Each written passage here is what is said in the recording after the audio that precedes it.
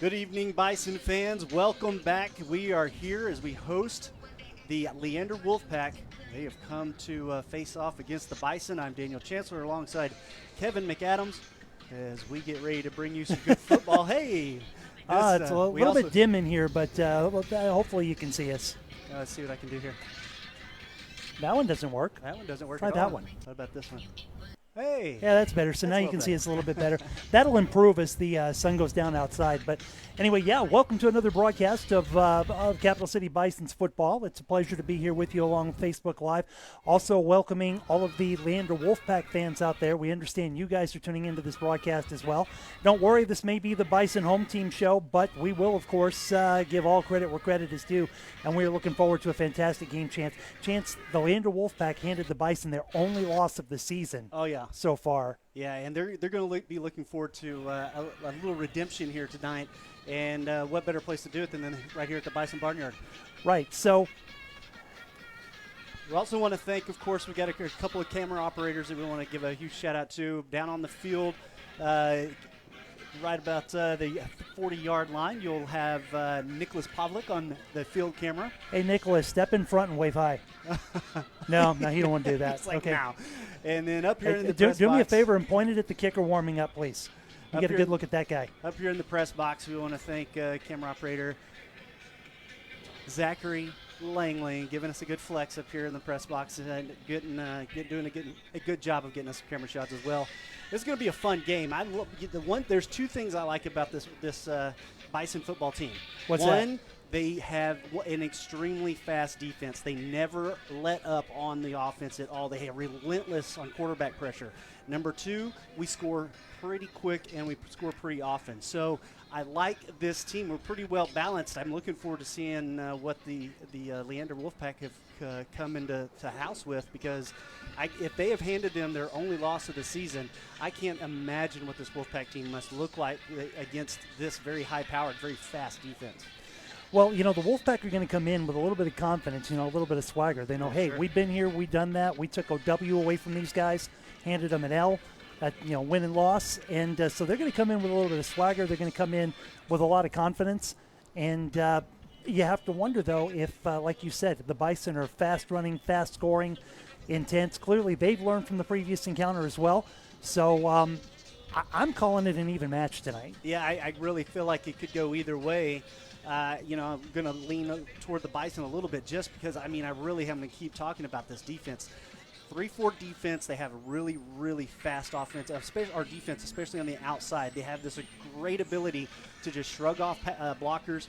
And then, of course, you have the inside guys, the linemen, that disrupt everybody just enough that they get those middle linebackers in there to create a lot of pressure as well. So this is going to be a lot of fun to watch. The offense for the Wolfpack is definitely going to have their hands. Of course, you said it. They already know what they're in store for. They've played this team once already. They were able to get the win against the Bison. So if the Wolfpack can basically maybe tweak things here and there, but for the most part stick to the same blueprint as last time, then they may come out on top as well. And one of the things I was finding out as I was preparing for this game this afternoon was that the Wolfpack has added and subtracted some players in the last week. So 1, 2, 3, 4, 5 players in, 5 players out. So that's going to make a change as far as the chemistry on the field. And we've also, and credit to Jeremy, the vice president of the Bisons, who takes good care of us and gets us everything we need for these games. Got us a brand new roster, and we now know who plays what, and we know where they went to school. So this is really cool. So we're going to be able to highlight that as we move through the night. Speaking of Jeremy's, talking to our Jeremy, can you go down by the field house near the school? I want to catch the Bison when they come out of the locker room. Move down. No, that's right.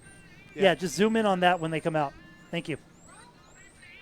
So we're about just under 7 minutes to kick off here from what is normally the Dragon Stadium here in beautiful Round Rock, Texas, but I just dubbed it the Bison Barnyard. I don't know if they even like that or not. I realized I said it earlier, but I don't think that's ever been. I don't know. Maybe they'll like it. We'll dub it the Barnyard until they tell us otherwise. But come on, man. Bison don't live in a barn. Bison are wild. True. They roam the prairies. That's true. Nobody. I've seen it. Yeah. Nobody but a human can mess with a Bison. Yeah. So we'll see what happens here. It's going to be a lot of fun. The uniforms for the Bison here tonight are extremely easy to see. I don't think you'll have any issues wondering who our Bison are, as they are highlighting the purple with shining, letting the gold shine here tonight. And then, of course, the red and black for the Leander Wolfpack. And we saw during the warm-ups, this not a big size difference between these two either. I mean, these two teams, they have a pretty good, I mean, like you said, it's a 50-50 ball game here today against the Wolfpack, so we'll see what happens. So we got about 5 minutes and 48 seconds showing up on the clock, and before kickoff, or before the national anthem and coin toss anyway. We can see the officials are out on the field, and the chain gang is working as well. Interesting thing about the chain gang, I don't know if you've been watching any of the USFL games. I've watched a few kind of in passing. So they've eliminated the chain. It's all done electronically now. Well, it's actually pretty cool. Yeah, that's kind of, I guess that's kind of like, you know, they're questioning whether or not to keep an umpire behind home plate to actually call balls and strikes out of his, right, you know, his field of view, since we have the technology to see if they get into the strike zone. So I guess it's kind of the same thing. You don't really need a chain gang on the sideline. Yeah, I mean, yeah, but who wants to eliminate the umpire, man? Who are you going to argue with? Yeah, you're going to argue with UmpBot 5000? Well, they're saying they're going to keep the umpire back there just to call the plays, but not actually call the plays as he sees it. He's waiting for an indicator up on the scoreboard to say ball or strike. So he basically is standing back there as a glorified. There's got to be a union rule there, man. Sure. That's got to be what that's about. Okay, anyway, we're not here to talk about baseball, but, you know, I did bring up the USFL and the returning XFL next year for a reason. People ask me, why do these players play? For that reason. And that is one reason. You know, these new leagues have open tryouts. Yep. And you know what? You want to get your best work on film somewhere. And there's nowhere better to get film than in live play. Right. So that's one reason. These spring leagues are really, they have some phenomenal football play, too. I mean, you don't just, I mean, we have a really good home crowd that shows up for these games. I have to admit, they start out kind of like this, just a little bit thin. But right about kickoff and right through that first quarter, they're going to show up. And when they show up, you'll see what we're talking about. But you need to come out and check out one of these games, because there's some really, really good football being played. Well, I agree, and it's affordable too. Tickets are I don't know where we're at. I didn't know where we're at either. You know, tickets are like $12, and I know they did a Mother's Day discount to this. By the way, it's Mother's Day. Happy Mother's Day. I would say hi to my mom, but she's like on a cruise ship somewhere off Galveston right this minute. So good for her. That's a my stepfather's given her a great Mother's Day present. Outstanding. I haven't called her yet. I'm a bad son. Well, but anyway, Mother's Day's technically tomorrow, so you're okay. You still got a couple hours. That's good. I'll call her from on the way home tonight. But anyway, there's the booth cam. You can see the two of us, what we're doing in here tonight. Last week we worked upstairs. We worked upstairs in the Dragon's Lair quote booth. unquote, yeah. And then today I hauled all the gear up here myself, and I'm like, you know, that's one more flight of stairs. Now we're working on the lower level tonight. And it's 100 degrees outside. And it's 100 degrees outside. Which is another game factor, to be completely honest, something we haven't really talked about. It's one of those intangibles that you don't really, is that going to be an issue? Are these teams hydrated? Have they been, you know, they've been ready to go for the entire game? I mean, these guys have been hopefully hydrating all week long, and if not longer. So. And right now, we can see the Leander Wolfpack heading out onto the field, toting the colors along with them. Red and white unis tonight, not the red and blacks. I apologize, but still looking very sharp. Big red numbers for us old men to be able to see. So 93 degrees on the thermometer right now, with a feels like of 99. And on artificial football play and turf, add another 10 degrees to that. Wow. Yeah, that's true. And then, you know, you got the bleachers surrounding you on either side. So there's a lot of reflective heat staying inside this little open dome of a football field. So. And then sunset is 8:13 p.m., so we've got over an hour of this heat. Yeah. And then it's not even supposed to get that much better after sunset. Right. So the heat's got to burn off the field a little bit. These guys are going to be nice and warmed up by then. So hopefully they have their Gatorade. They've had lots of water, and they're ready to go. Bison, Cap City Bison Facebook page. Feel free to pull your phones out, pull that up, and share that with your friends, folks, and family. There you go. Yeah, that's pretty nice of the PA. Now, he did ask, I was making a step out earlier. He goes, are you guys with the news? I was like, no, actually, we're broadcasting the game. He goes, where are y'all doing it so I can put it out over the PA announcement? So I'm glad I was able to do that. Well, again, we appreciate everybody who's joined us right now. And one of the things that the One of the things affected by the heat is a remote video transmitter. Turns out they don't do so well at 100 degrees. So we're probably going to have a little bit of difficulty with that field level shot for a while tonight.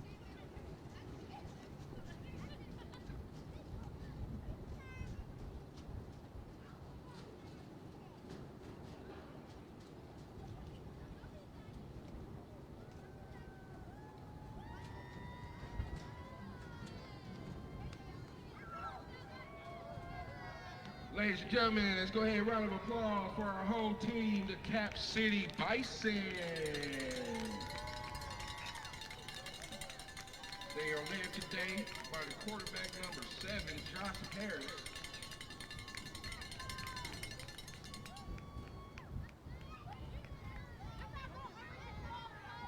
Looking forward to see Mr. Ken Blue, number 21, do what he did today. Justin Daughtery, number 29.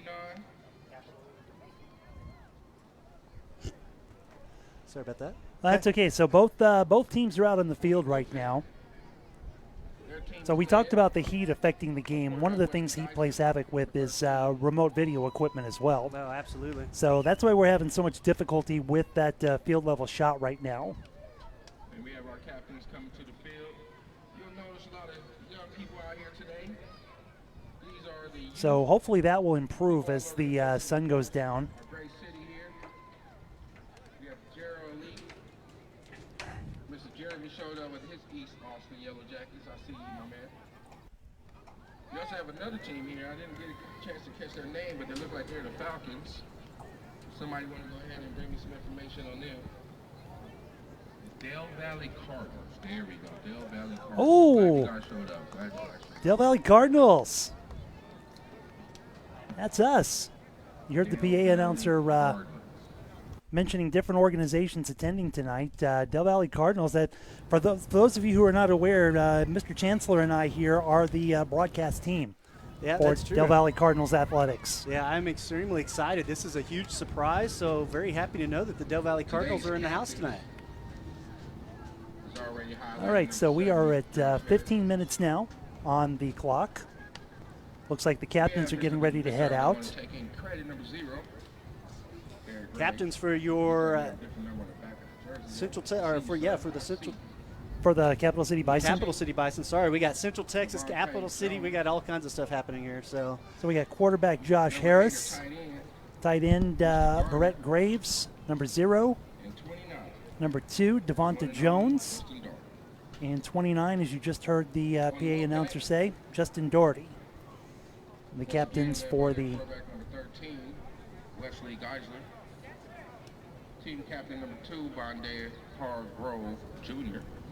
at wideout. The Brave Soul, the leader, number 1.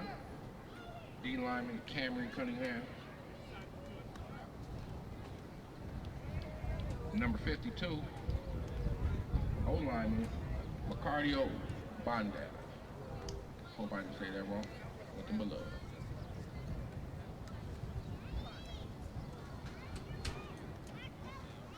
And last but not least, number 53, linebacker, Starfield Hall.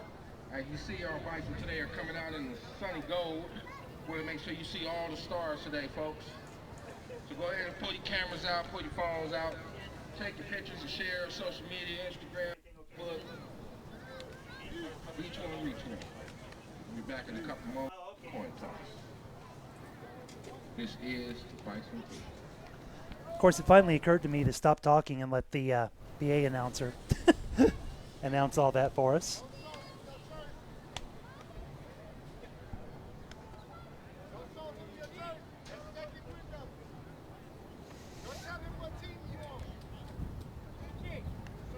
And we're just waiting for the toss.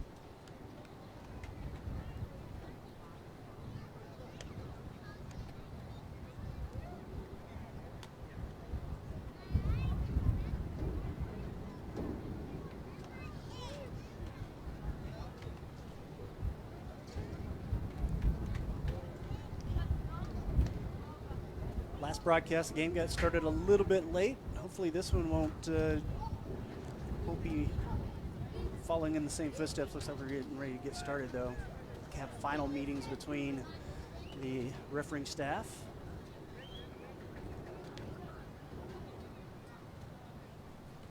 Luckily, we do have a chain gang.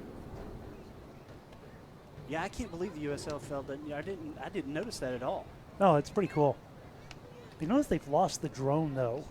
Yeah, I think guess that was a most good people idea. most people found it annoying. Me, Yeah. it was like, man, how do I get permission to fly one over House Park?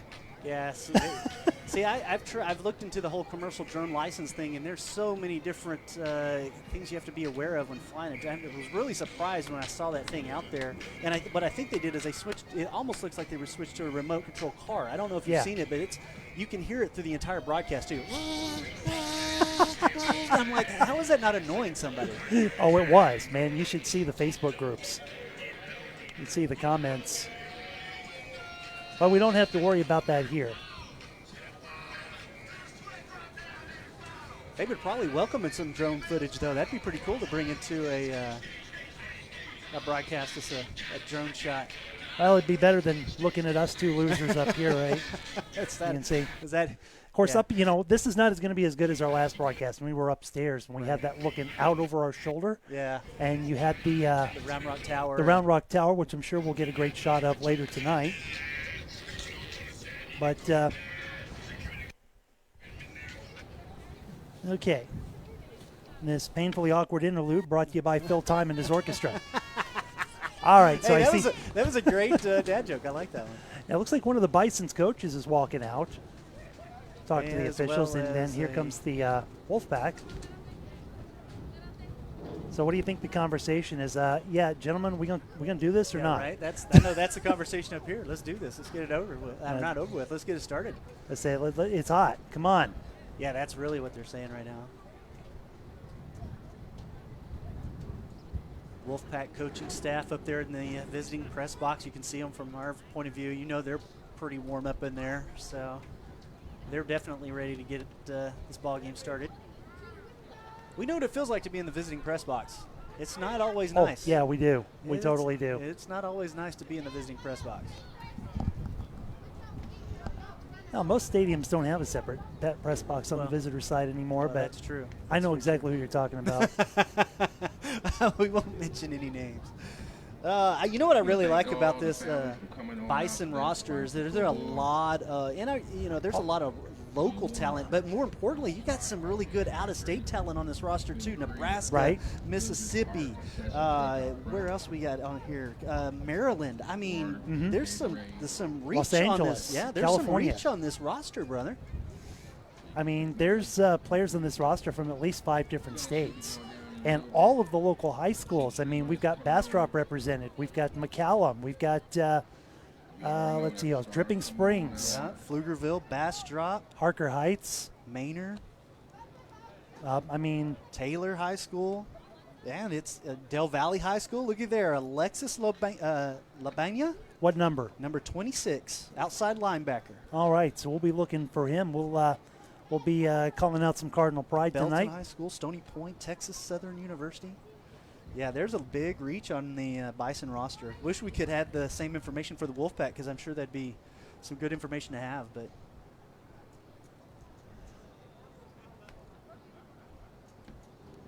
Howard Payne University. Folks, let's go. Can we get a round of applause for our Cap City Bison cheerleaders out here today? These young ladies put forth a lot of effort, a lot of courage. Can we get them on camera?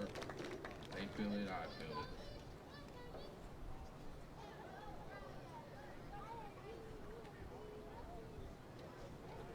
There we go. You can see our Capital City Bison cheerleaders. Thank you, Jeremy. Nicholas. Nicholas. Take a trip on up to the booth and Look at you, look at. make some steps for you 'cause my knees. He's Nicholas. Okay. Yeah, yeah.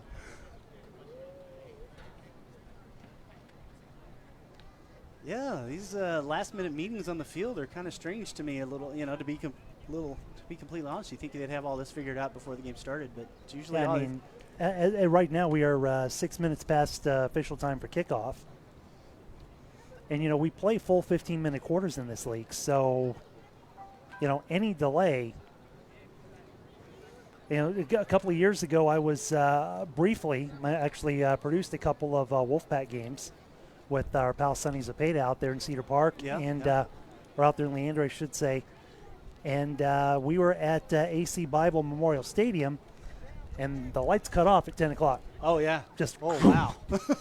That's a nice stadium, though. I may have told that story before. I don't know. But apparently they were an automatic switch. And, oh, wow. Nobody forgot.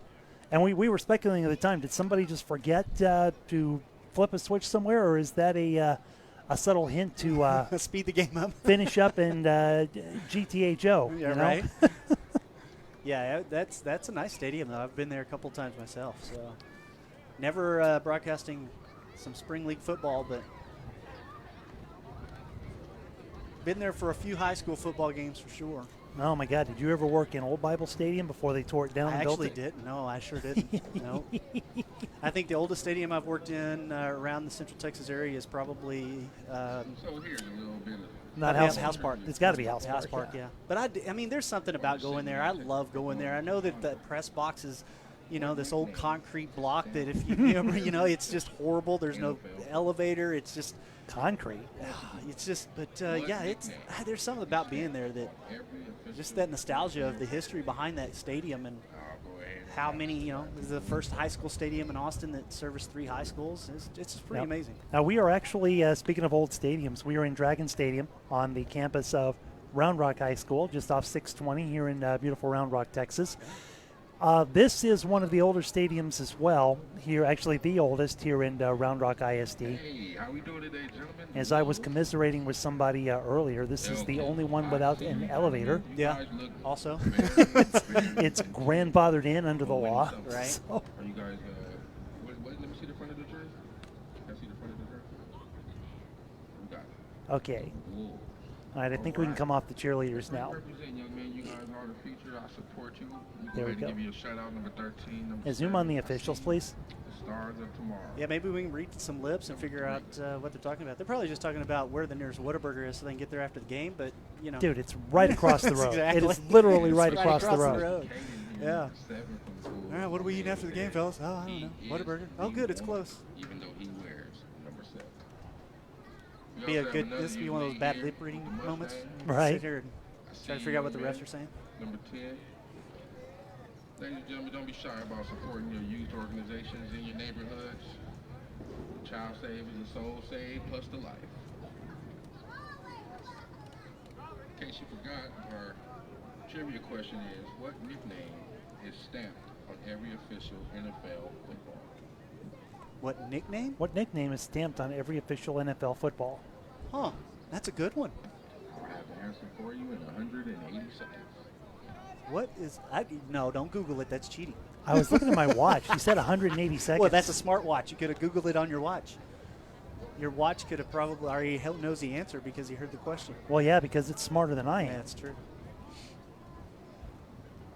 What nickname is on every official NFL football? Wow, I don't know. All right, Google it. Somebody you don't want to Google wait for the answer? He'll tell us. I'm actually very interested to know the answer to this question. The only thing that I know that's printed on there name-wise is the commissioner's name. Okay, so the officials are breaking up and heading off the field now. Oh, the head ref is finally out here on the field, over here on the north end. Getting all mic'd up.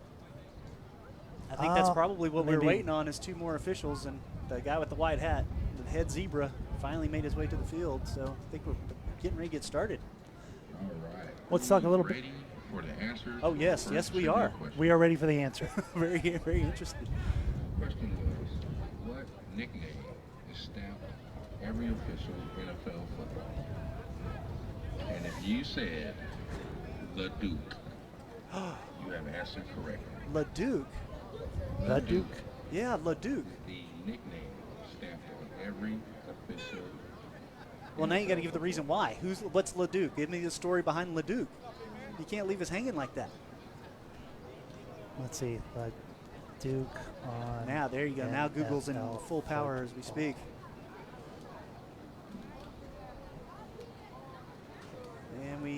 like we're finally getting the final breakup of the officiating staff as well, as we are creeping up on a 15-minute delay here. We could have had the first quarter almost done. Well, not quite, but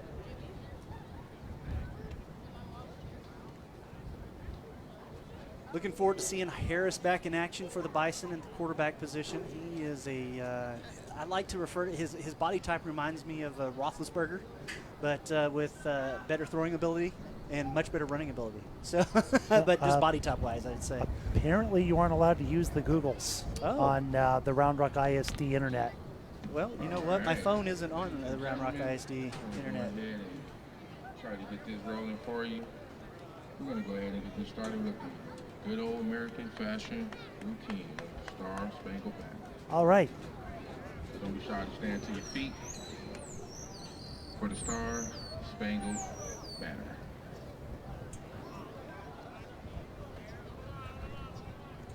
Unfortunately, no flag.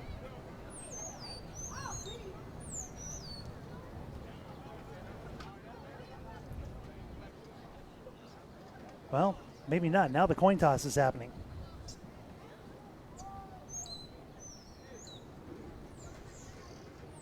So let's see what we see. And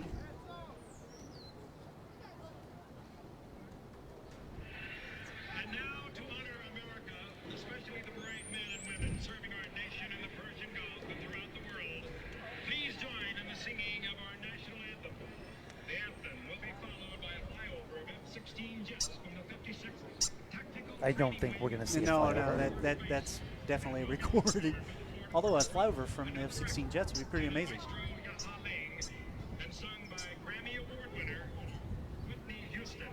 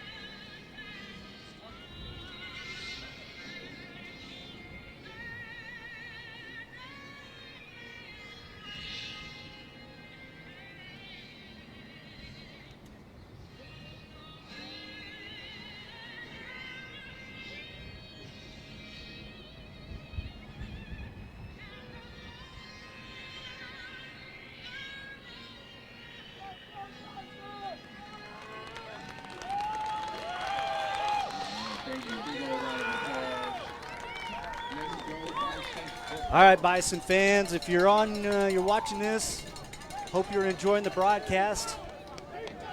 Bison fans have made their way out. The home side is filling up pretty nicely. Of course, we have home and visiting teams on the home side here. The visiting side is closed, but there's a lot of purple here in the home stands. Nice to see. Let me hear you make some noise, folks. We'll be ready for some football. Make some noise, make some noise, make some noise. We got our first fan appreciation shout out. Didn't catch the coin toss. It was actually happening right at the beginning of the national anthem, so we were ready to go Don't be scared, bro. on that end, so we apologize for that. But it does look like that the Wolfpack When we come back, we'll have the first quarter. will be kicking off to start the game. I'm sorry, the Bison will be kicking off to start the game. The Wolfpack will receive and defend the north end zone, or left to right, as if you're watching us, whether it be your tablet, your phone, sending it up to the big screen in the house. However you happen to be checking it out on your microwave, or you've got one of those fancy new refrigerators that has the TV screen on it.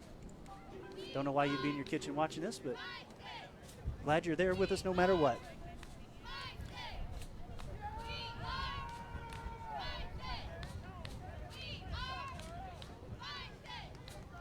Number 32 for the Bison, Trevor Spalding, will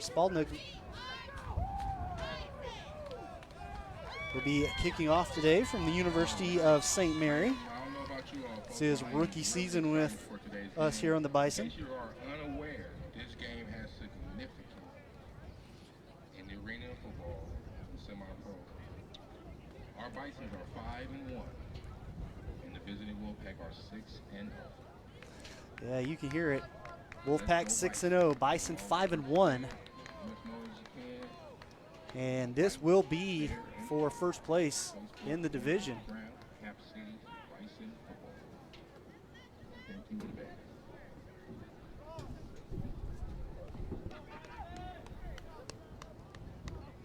And now it looks like we are ready to get things underway. Deck deep to return all the way back at the 6-yard line for the Wolfpack.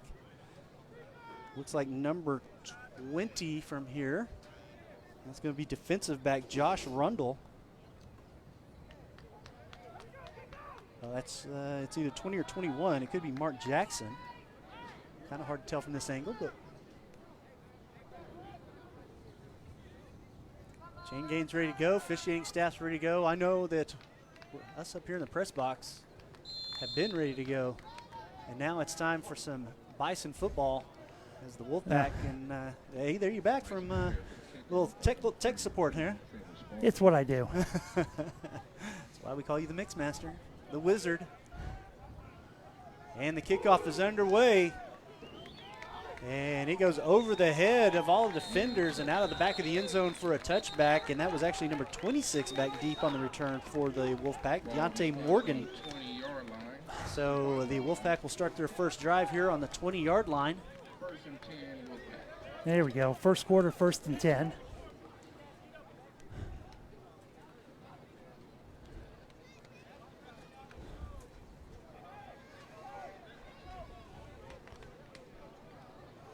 Breaking the huddle and up to the line quickly, actually starting from the 25-yard line.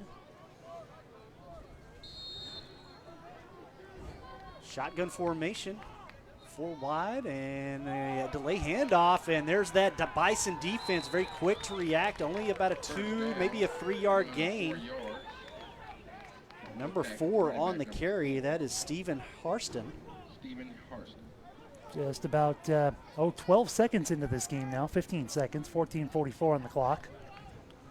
Third or 2nd and 7 on a 3-yard game. A little pitch out here near side will go for no gain at all, and that's actually going to be a 1-yard loss. To number 3, receiver Ronnie for a loss of 2 yards. Loss of 2 actually is what they'll credit him with, so that will make this 3rd and 9 for the Wolfpack. I really like this defense. I'm telling you guys, if you're not checked in on this Bison defense, you're going to get checked in here today because this is a very, very fast defense.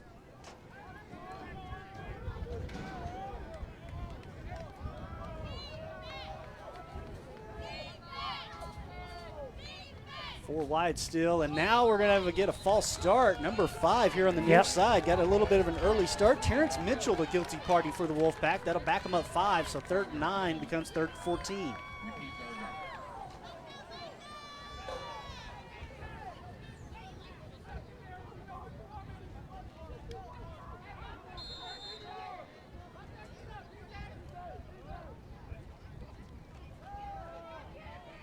Third and 14, pass over the middle, no good. Intended target, number 2, Vondrell Hargrove Jr. So that'll bring up 4th and a mile for the Wolfpack. 15 on the scoreboard. 14.5 minutes left to go here in this first quarter. Clock stops with the incomplete pass. And right now, Wolfpack, unless this is going to be it is going to go for it on the second pass. And a throw into the dirt will be no good. Intended target number 88, Nicholas Jackson. So a big fourth down for this defense. Gets the offense out here on some phenomenal field position to start this first drive. First and 10 from 21 yards. Can we get the main camera zoomed in some more, please? We're seeing. There you go. Perfect.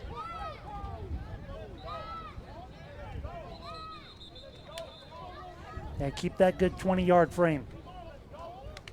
All right, so first and 10 for our Bison with 14:23 left to go here in the first quarter. They're set up on the Wolfpack 21-yard line.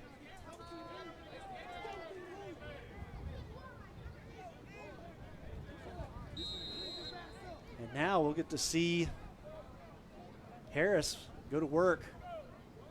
It's a man in motion and fakes the handoff. Oh, it's a double move here out to the outside. Nice wheels and some good speed out of bounds after a 12-yard gain.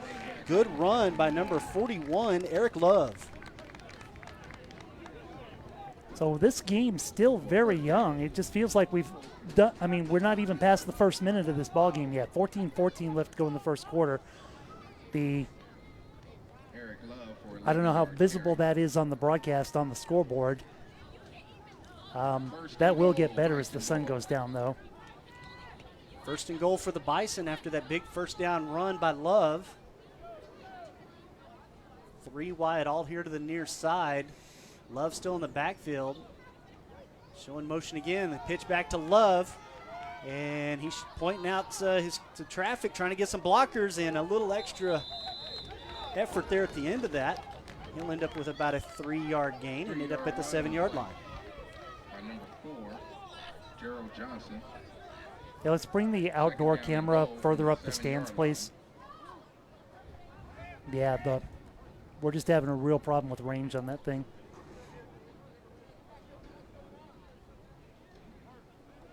Second and goal from the 7-yard line.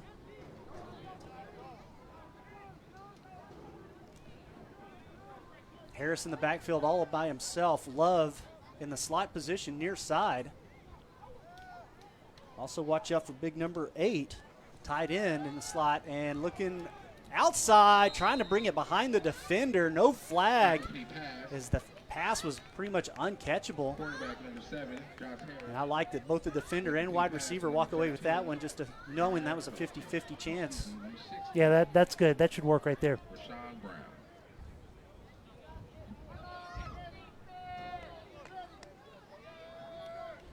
So second and goal becomes third and goal after the incomplete pass. Third down from the 7-yard line. Nice shot. Thank you, sir. Love back behind Harris with the pistol, and we're going to get a little bit of encroachment by the defense there. A little bit. Looks like more than a little bit than me. That's like a Bob Euchre, just a little outside. Just a little outside, just a little bit. And they're actually, looks like they're going to mark it off against our Bison here. But the Wolfpack are saying the Bison moved. Bison are saying the Wolfpack moved, and they're finally going to mark it off against the Wolfpack. So a 5-yard gain due to a penalty. Repeating third Hey, down. maybe the Wolfpack were trying to draw them off a little bit. And we're going to have a big play for the first score of the game as the Bison put the first crooked number up on the board. 6-0 with 12:48 left to go here in the first quarter. Extra point try coming up. 18 on the reception. Mr. Carl Stewart. Great pass and catch. Number 18, Carl Stewart, 5'6" wide receiver. His 5th year in the league out of Howard Payne. Plays much bigger than his size, as you can tell by that play.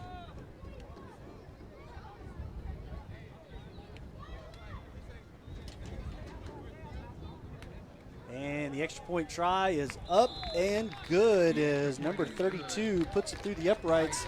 Trevor Spalding. And now your Capital City Bison lead it 7-0 over the Leander Wolfpack. And we'll go ahead and let's go ahead and take another look at that play. So you can watch here, Harris almost loses the snap. Watch this. Good hands, though. He manages to hang on to it, pull it back down, grab the touchdown right over the middle. Perfect play. Did you see that? I mean, that was so fast. He was able to grab that ball out of the air on almost a bad snap in the immediate release. That was phenomenal. Yeah. He knew where he was going with that ball before he threw it. He knew exactly where he wanted to go. So after the quick score, basically just about 2.5 minutes on that scoring drive. Of course, they did it in 21 yards. Yeah, 12:48 in the first quarter right now. And Bison get ready to kick off to the Wolfpack.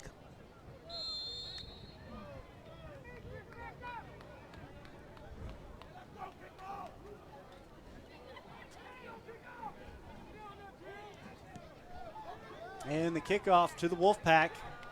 Caught and returnable from the 1-yard line up to the 20. First contact and tripped up, taken down at around the 24. We'll see where the official spot is. That was a pretty decent return by number 2, Vondrell Hargrove Jr. for the Wolfpack. You know, I just wanted to comment on the Bison's kicker too, number 32, Trevor Spalding. That man don't look like a kicker. No, he's not.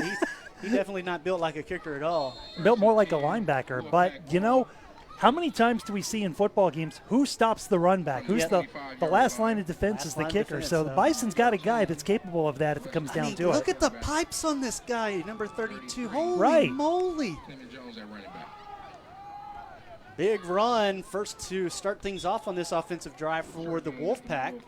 That'll be good for about 4 off the legs of number 33, Clement Jones.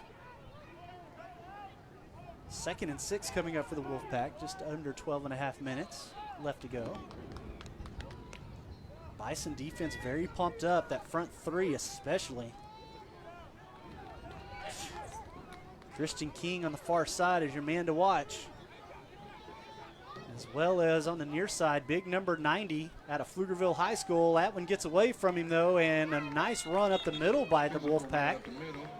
Up to the 34-yard line. That'll make it a 3rd and 1 for the Wolfpack. Yeah, you mentioned number 90, 90, I'm sorry, I'm looking at the wrong rows. There we go. Albert Camarena out of Pflugerville. Great penetration, just a little bit of over pursuit there. The run came right by him.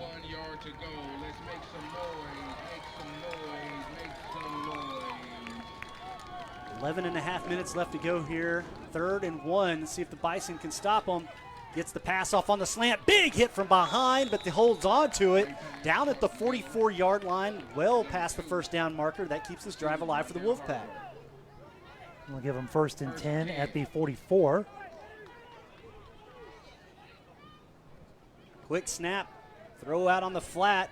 Lots of room to run up the sideline, and all of a sudden we could have us a tie game. There's a flag on the near side, far sideline as well. We'll see what happens, but as it stands, Hargrove Jr. has himself a touchdown. It will be pulled back, though. The flag all the way back here at about the 43-yard line on the Bison side of the field. Let's go ahead and roll the play back, see if we can see Man, that was a good what play. the penalty might have been. It was a good play by the Wolfpack. The Bison will have to keep their eyes on that one. Nope, sorry, I went one play too far back.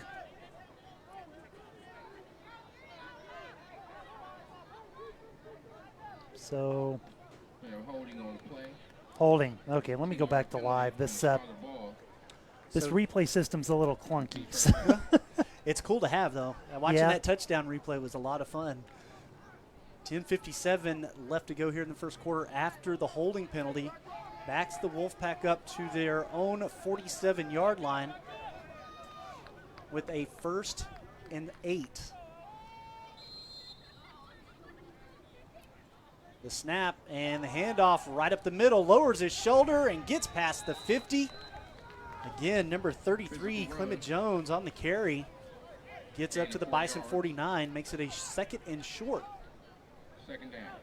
It's like 2nd and 3. Looks about that. 2nd. Yes, sir. 2nd and 3. Quick exchange on the D line for the Bison. Number 99 out, number 85 in, and that's Clayton Jones from McCallum High School. 4 wide receivers, and again, they'll have jump. False start by the Wolfpack.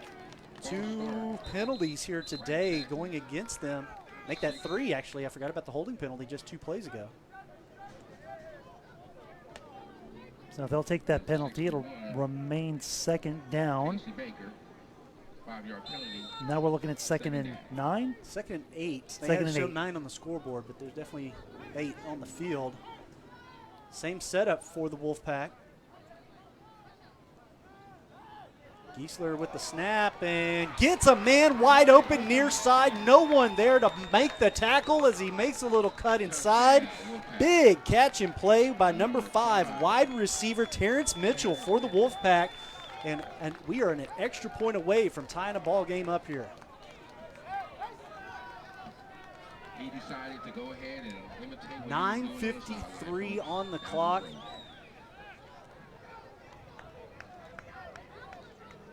"54-yard touchdown strike with about 35 of that through the air." 58-yard pass by quarterback Wesley Geisel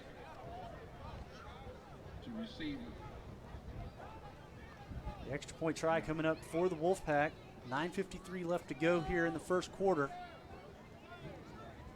17-year holder. There's the snap, the hold. The kick is blocked by the Bison. And the ball will be blown dead at the 2-yard line. No good, so our Bison will hold on to the lead by 1 with 9:53 left to go. That's interesting. That's special teams. That's just phenomenal special teams play right there. We got a replay of that one? Hang on a second. Let's go back first. That big touchdown Go back play. to the big touchdown pass. And there's the catch. Great defense by the Cap City Bison. I love that. Yeah, man, I got you. You can't catch me. Terrence Mitchell putting on a show for the Wolfpack. Got himself wide see if we open. can That's for- just a huge defensive mistake there by the Bison. But special teams made up for it, though, with this great stop. Yeah, now as you can see on the replay, the team's lining up for the extra point. And if you look at the Bison backfield, once everybody gets set, they're ready to come in. Yeah. Now there's the snap, and who was that came in from the near side? Yeah, I didn't catch it, but that was an amazing job. That's a lot of never give up right there. Definitely. Well, special teams can win or lose a game for you. Any coach will tell you that. Yeah, absolutely. I mean, 1 point. I mean, this is for first place, so that 1 point can make a huge difference in this ball game. I mean, looking at the schedule in the next couple of weeks. So, next game will be at the CTX Tigers on the 14th. On the 21st, you and I will be here as they take on the Austin Vipers. Yep. And then they'll close out the season in San Antonio against the San Antonio Warriors. And those are all teams that they've beat. Well, with the exception of the Warriors, we haven't seen them yet this season. Number 16, Kevin Province. Big return here for the Bison. Number 6 on the return. That was Jamari Perry. And we should know that name very well, as we've broadcast that young man's name as he played for McNeil High School, and we know that the Del Valley Cardinals play in McNeil every year. So we have watched that man play on this very field. Absolutely. Absolutely. Probably more than once. Great job. That was a high, short kickoff by the Wolfpack. Gave Perry an opportunity for a decent return. Got it all the way up to the 43-yard line. I think we've watched him do that against the Cardinals a time or many two. a times, many a times. It's good to see him out here extending his football career. It really, really is. I'm sure he's looking forward to seeing how much further he can take it. 3 wide for the Bison. Snap back to Harris, and the handoff, as that I believe was Love. It was Love. He will be a very rare loss on that one. A 1-yard loss brings up 2nd and 11 for the Bison. That is something that the Wolfpack are going to have to try to do this entire game. We saw Love against the Tigers. They were our first broadcast, but it was the Bison's second game. And Love, until he got injured, he was a force to deal with. And you can see the Bison lean on him quite a bit on the offense. Yeah, they clearly missed him when he was no longer in the game. The man makes a huge difference. 3 wide for the Bison this down. 2nd and 11. 9 minutes left to go here in the first quarter. Fakes the handoff. Harris grabs his man in the middle. It's going to be a very short gain of about 2. Gets him up to the 45-yard line. So 2nd and 11 becomes 3rd and 9. Just under 9 minutes left to go.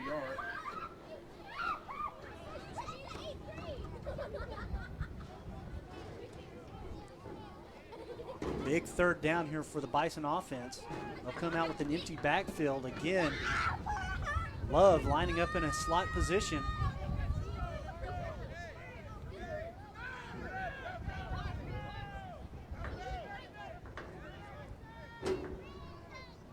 Harris is running out of time, and again, the defense might have jumped. There is a flag. Harris steps up in the pocket. He's got a free play. The Wolfpack will get a sack, but it won't matter. That flag on the near far side, excuse me. Yeah, defense did line up in the neutral zone, so mark off 5. 3rd and 9 becomes 3rd and 5. Or excuse me, 3rd and 4. Simple math eludes me for a moment.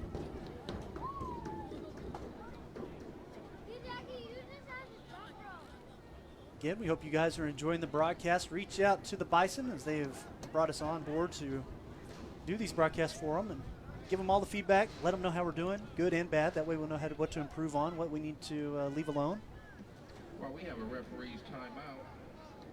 Also want to thank Nicholas Pavlik for helping us out on the camera field level wise, and of course Zachary Langley up here in the press box.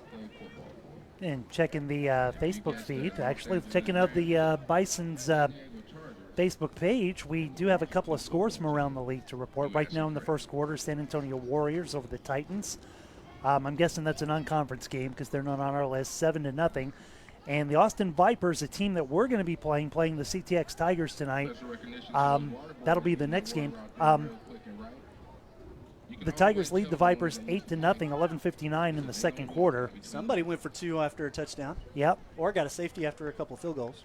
Let's see. The post says number 7 with the touchdown run, 2-point is good. So there you go. Not having their roster, but Tigers, the very first broadcast we did here for the Bison.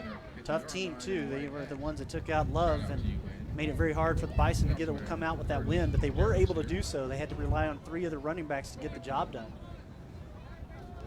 So picking up the flag, as it looks like we will not have a penalty on that last play. So the sack will stand against Harris. So 4th and 10 for our Bison, as it looks like they are set up to punt this one away. Punt team on the field. Looks like the defender was able, it did jump big time across the line, but was able to get out of the neutral zone before the snap. Far side referee didn't quite see him get back in time, but after that quick conference. So decline it and the sack counts? Yeah, the sack counts. So back him back up to where the sack happened at the 40-yard line.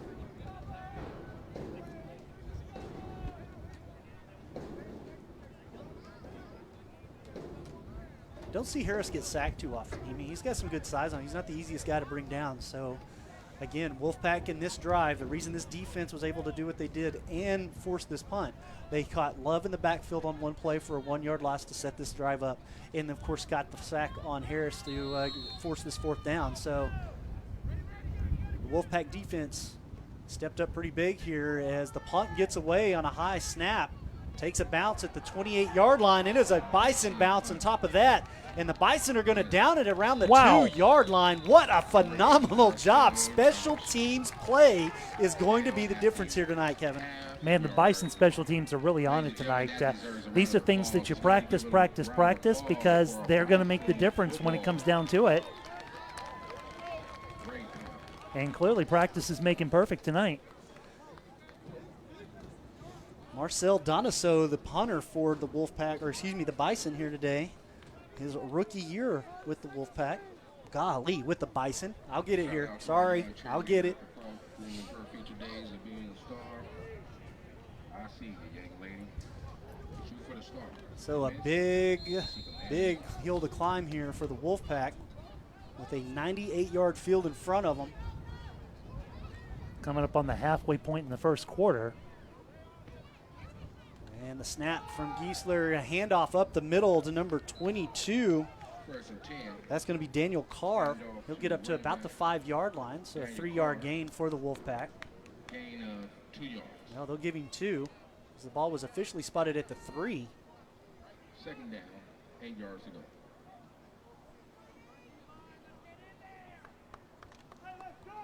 Wolfpack slowing things down a little bit here. Not real quick to get to the line of scrimmage.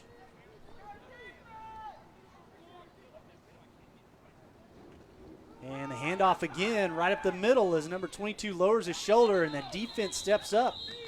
Right up the middle. Right about the 10-yard line on the stop. So that'll bring up 3rd and about 4 for the Wolfpack. And then finished by number 19, Gerald Crittenden. Quick defensive change out here for the Bison. Hicks is out as Hill comes in. Down, 3 yards to go.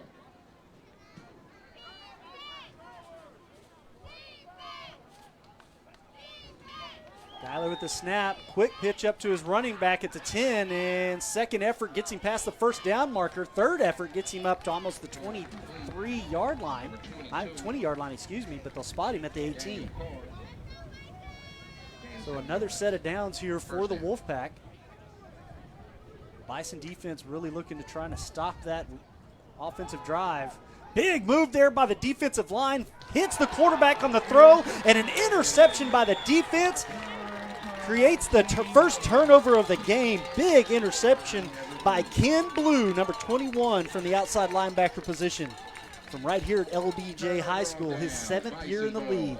Let's give it up, ladies and gentlemen. That was an awesome turnover, man. Good job, young man. Two things set that up. The penetration by the defensive line, which you've got to give credit to number 25 for. One of the team captains here today, Dimitri Bowie. He got his hands in the face of the quarterback, disrupted the pass, which forced the turnover, and now the Bison, again with phenomenal field position here at the 18-yard line.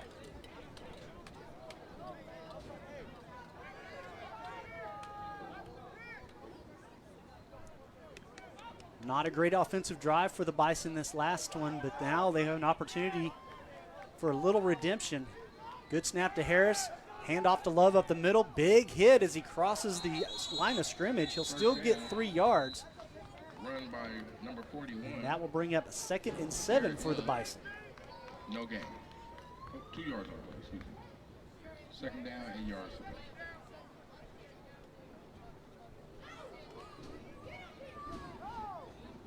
At halftime, we're going to have all of our youth organization players on the field at the 50-yard line for a special presentation to you. Bison break the huddle with just over 5.5 minutes left to go here in the first quarter. 7-6 your score still. 8 yards to go. Bison on top. Great job by the special teams to block the extra point try from the Wolfpack.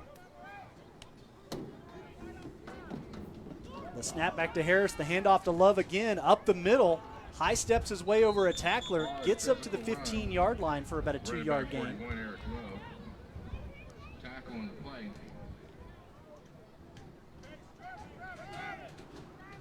Made by number 8, Mr. Taylor Wright.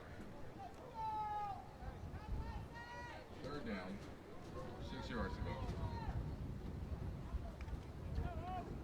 So 3rd and 7 for our Bison here. Big third down try for 4:48 left to go here in the first quarter. I don't know if this is an where, I don't know if the Bison will try to go for it here on 4th down. I'm sure that they'll go for the points. And again, the Wolfpack are going to have a play called against them. Number 47 right now saying that the Bison moved, but I saw 47 jump on the clap. That Renee Lawson Jr. for the Wolfpack came into the neutral zone. number 70 just instinctively stood up and blocked him from coming in. Oh, sorry. And it is going to go against the Wolfpack, neutral zone infraction. So that is 4 penalties here in the first quarter alone for the Wolfpack. Offside. 3 neutral zone infractions and the 1 holding call. Third down.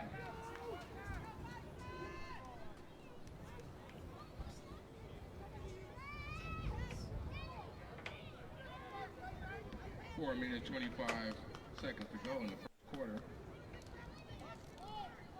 Number 7, Josh Harris calling signals there.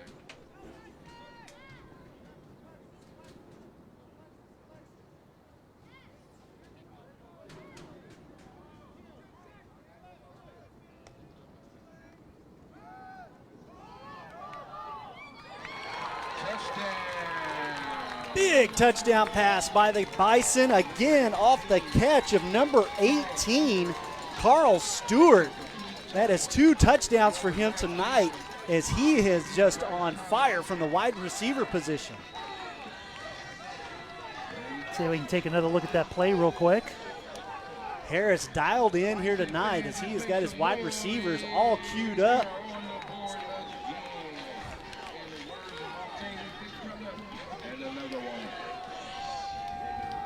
There's the pass from Harris. Caught in the end zone. Awesome.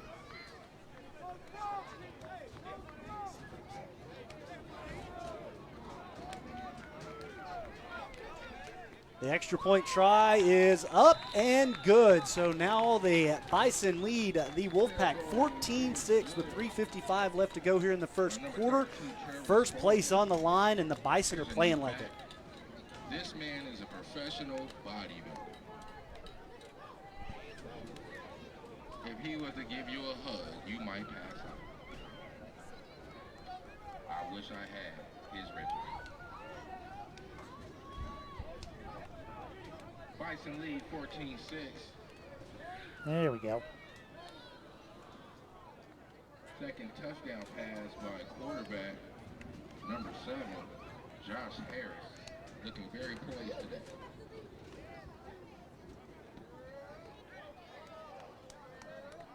I'm not sure about you guys, but I fell in love with the nachos. I had the wings earlier, now I've had the nachos. Go ahead and make that trip on over to that Tasty Treats food truck before we run out. Bison fans, if you came in here tonight looking for them in a big win, right now they're on track for it. Pretty much in control of this football game here in the first quarter. Only 1 drive that didn't go their way, and that's because the Wolfpack had them clicking on all cylinders. Big hit, kickoff here by number 2. Again, Von Girl Hargrove Jr.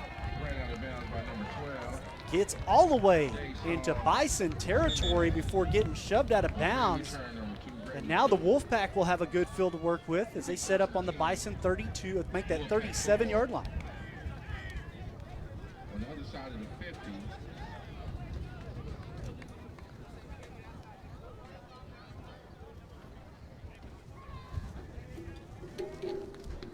Well, we have our second fan appreciation notice here. There is going to be holding going against the Wolfpack on that one. Cougars elite, number 6. That will be enforced on the kickoff, first down. Young man, congratulations. Keep it up. Make sure your grades is right. Hopefully we'll be cheering for you one day out here. Actually, the penalty was enforced after the kickoff. I apologize. So all the way back, that's a big penalty.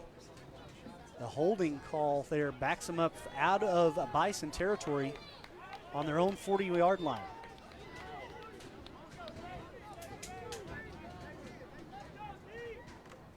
Geisler with the snap, the quick throw, or handoff up the middle, to running back number 23. Nice physical run by That's going to be Kenneth Griffin, who's listed as a defensive back. Tackle. Unless I just misread the number. Nope, that is 23 on the run. So mixing things up in the running back position for the Wolfpack is I think they're trying to throw the Bison off just a little bit. Offensive line change out for the Wolfpack. Number 77, James Jackson is out. As number 70, Andrew King comes in. Second down. or excuse me, number 75. Julian Freeman comes in. 77 with a little bit of a hobble as he came off the field. Keep our eyes on him. Hopefully he'll be able to make it back out here for the Wolfpack a little bit later. 2:54 left to go here in this first quarter. 14-6 the score. Geisler with the throw out here on the flats. Caught it right about the 50. Hit and tackled. Shoved out of bounds, I should say. Gang tackle.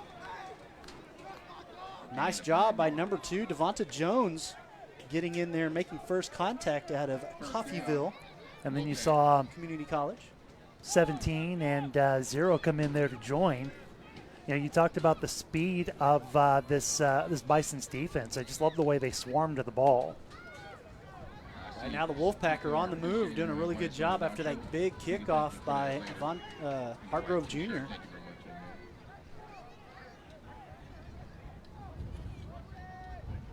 Little motion being used by the Wolfpack. Big run here. New running back in the game. Crosses the 30. Pitt brings it back inside. He makes 4. Bison miss him as he brings it to the middle of the field. Finally gets taken down inside the 15-yard line.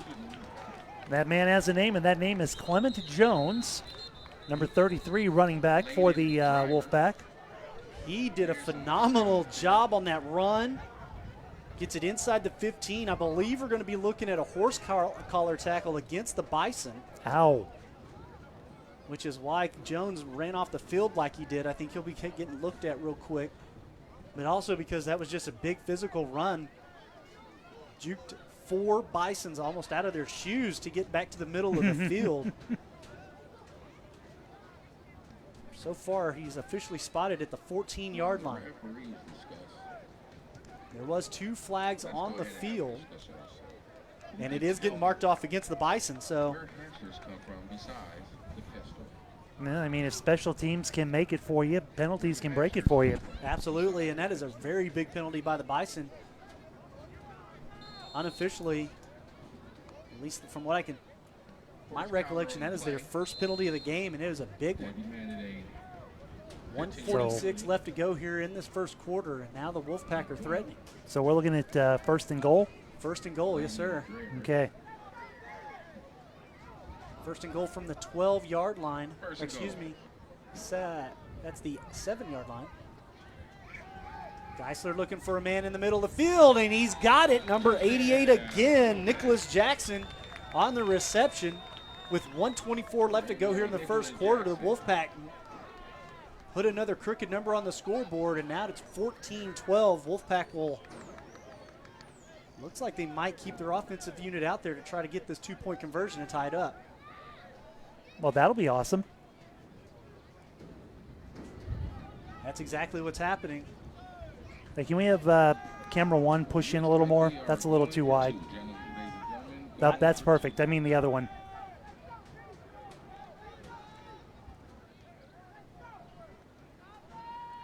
Geisler and Carr in the backfield. Geisler on the scramble. He's going to have the 2 points they need to tie things up. And with 1:24 left to go here in the first quarter, we have a tied ball game between 2 high-powered teams who are ready to play. The score is now even. Defenses are bending here a little bit. Offenses are answering really nicely to one another. This is going to turn out to be a shootout, folks. Or at least it's set up for it. With 1:24 to go in the first quarter, still lots of football to be played, but man.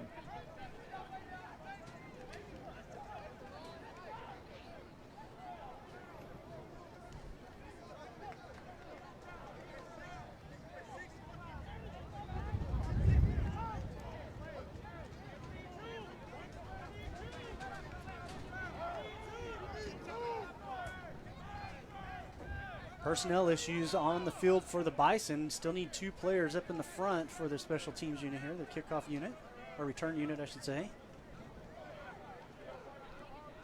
Finally have things and players where they need to be.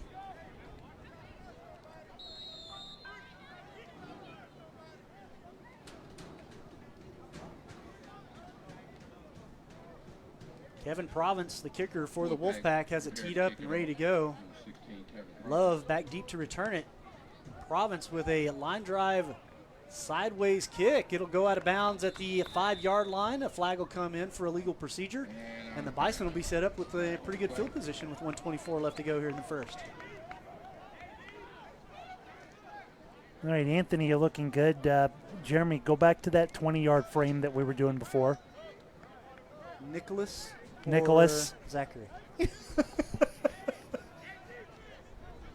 Nicholas, which one is the closest to me? Nicholas, you're fine. Zachary, go back to what you were doing before. You were zoomed a little too far out on that sequence. There you go. Illegal kick out of bounds. Brings the ball to the 35-yard line. First and 10, Bison football. All right, Bison are set up from their own 35 after the illegal procedure penalty against the Wolfpack special teams unit. Harris set up in his own 30, waiting for the snap. And Love with the handoff. Nice little dip-de-doo, made him think you were going outside, brought it back in, still on his feet after shrugging off a couple of tacklers. Blocker out front at the 20, the 10, the 5, and Love strikes again. The Bison on the board, 1:06 left to go in this game. 2 on through the air, 1 on the ground.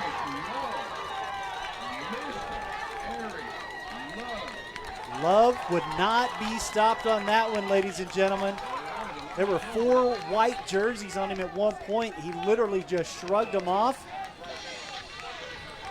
Brought it back to the middle of the field, found the far sideline, and said, good night, folks. 20-14. Your score, 1, and the extra point try coming up. We'll take another look at that run. Oh, please. See if we can get this in before the extra point. All right, there's the snap. Finds his way through the left side. Now has to bounce back to the right. Look at him flow all the way across the field and just find that lane. And great blocking from number 18 right there in front of him. Took the Wolfpack defender out of the play. And, of course, while we were doing that, we missed the extra point. But it was good. And that means your Bison now lead 21-14. Yeah, number 18, Carl Stewart, who's got the 2 touchdowns through the air here today for the Bison, showing how well he could block for his running back as well in that last play. And no offense to kickers, but I'd rather watch that run than, than an extra point kick. Yeah, fantastic job by the Bison to answer back quickly.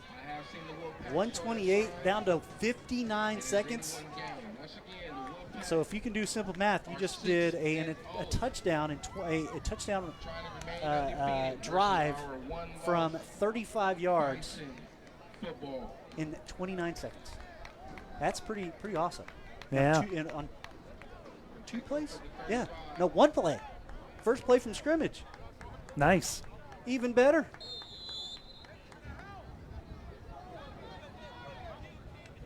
Spalding has it teed up at the 35.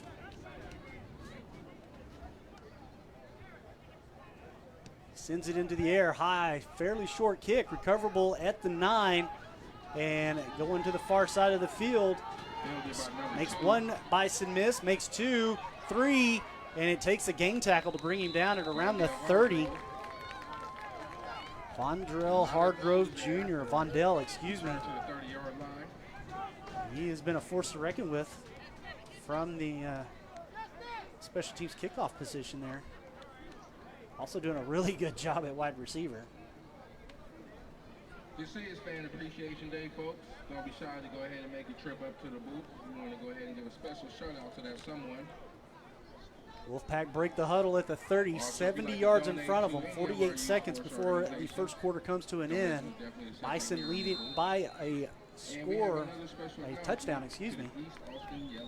They do lead it by a score. A big hit by the defense behind the line of scrimmage, but a good job and second effort there by Daniel Carr to get back up to the line of scrimmage for the Wolfpack. Loses his helmet in the process. So 1st and 10 becomes 2nd and 10. Daniel Carr.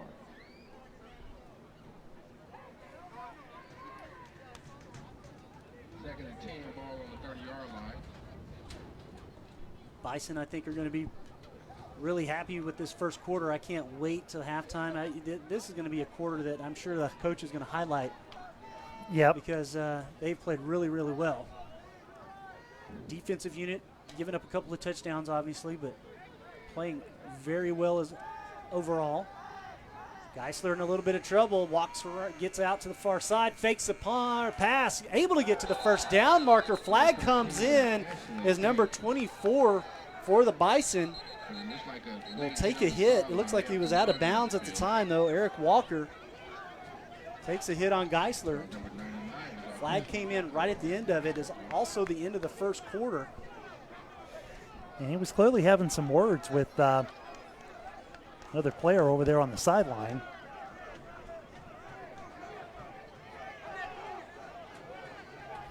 Walker for the Bison has dual roles at middle linebacker as well as running back from Trinity Valley Community College. And it looks like the refs are trying to get the players back to their sideline. I ever tell you the story of how I watched them play in the National Junior College Athletic Association Championship? Trinity Valley? Trinity Valley. Wow, really? In memory fails me, but I believe it was 1994. Oh, wow, okay. At the not the Rose Bowl, there's a big stadium, something bowl in Tyler, Texas, and it has to do with flowers. Oh, I know what you're talking about, and I can't think of it either. But I know what you're talking about. So there was some outfit, I think, producing it. It was going out over ESPN or some other outlet. And I never knew how they worked this. When they do TV timeouts, there'll actually be someone on the field with a flag. Yeah, now he wears a big orange glove. Yeah. It looks like big, yeah, it goes from all the way up to his shoulder so the refereeing staff can see when he says, hey, we're coming back. It's pretty interesting. But a flag, They had this at this game. They were playing the Golden Norsemen of Northeast Oklahoma. Norsemen. I think so. I'm going to have to look this up. Okay. And they had this really good-looking woman on the field who was holding the flag. Right. Okay. So after a while, somebody started to chant, TV girl, TV girl, TV girl, every time she would go out. And so we've got, I'd say there were probably maybe 2,000-3,000 people at that game. Oh, my gosh. And, so they've got everybody in the stands shouting, TV girl. There's got to be somebody else out there who remembers that. I'm sure somebody somewhere has probably put the footage up on YouTube by now as well. Or it could be just the fact that I may have killed most of a six-pack on the way out there. But that's the way I remember it. Like Mike Rose says, I don't know, but that's the way I heard it. Right. 15 minutes on the clock for the second quarter. We are yet to get this quarter back underway as some of the players having some words with the officiating staff for the Bison. So we look like we're going to go ahead and do the explanation right here. Devonta Jones. I think. So we can see the head coach for the Bison here, or one of the coaches pulling his players aside. And the head ref is asking both coaches to come out and have a visit with him at the 35-yard line. So clearly we're going to have a conversation. I pretty much tell you right now we're having a conversation with the coaches about players keeping their heads on and not losing temper here. Right. This got a little heated on that last exchange, that tackle out of bounds. So both these teams, of course, it happened on the Wolfpack side of the field. So little exchanges happen, I'm sure. But, this is one of those situations where the officiating staff is telling his coaches he's got to keep their teams under control here. So not quite sure why Devonta Jones was having a conversation with the head ref, but clearly not a pleasant one, which prompted the official timeout and the conversation that we're having right now. Still waiting to get that second quarter going, though. 21-14 your score. Great football game we're getting here. Very happy to be bringing it to you. Again, I'm Daniel Chancellor alongside Kevin McAdams. Howdy, y'all. Nicholas Pavlik on camera, as well as Zachary Langley. Nicholas Zachary.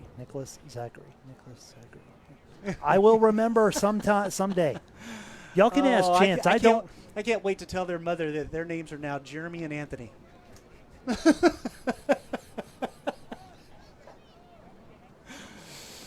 Your names got changed tonight, guys. Sorry. So we have a personal foul Okay, let's get the call. on Bison.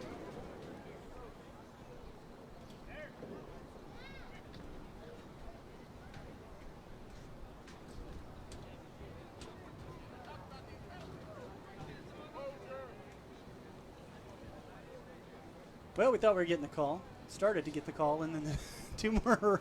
The head zebra, along with one of his betas, had to have a conversation. A beta zebra? Well, you can't have an alpha. I mean, you have to have an alpha and a beta, right? I don't know. The horses do pack stuff. I guess. Aren't they? They're pack animals? Well, zebras, I guess, are, I don't know.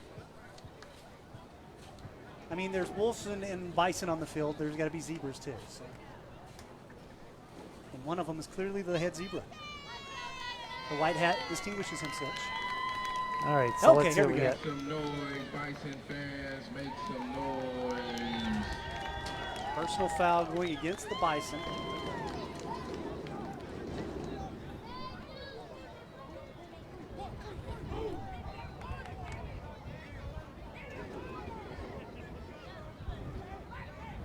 And still some confusion by the officiating. There's one official that I guess is not. Is not signed off on it, or? I guess they're just trying to make sure they understand where the ball needs to be brought back. I think that is biggest issue right now is making sure where they get the ball placed properly after the penalty here by the Wolfpack, which will be at a 15-yard variety by the looks of it. As they bring them all the way back, bring the Wolfpack all the way to the Bison 41-yard line. Football lead 21-14. So defense has a short field to defend here. All right, so let's finally get underway with the second quarter. 15 minutes on the clock. Geisler with 4 wide receivers and a running back.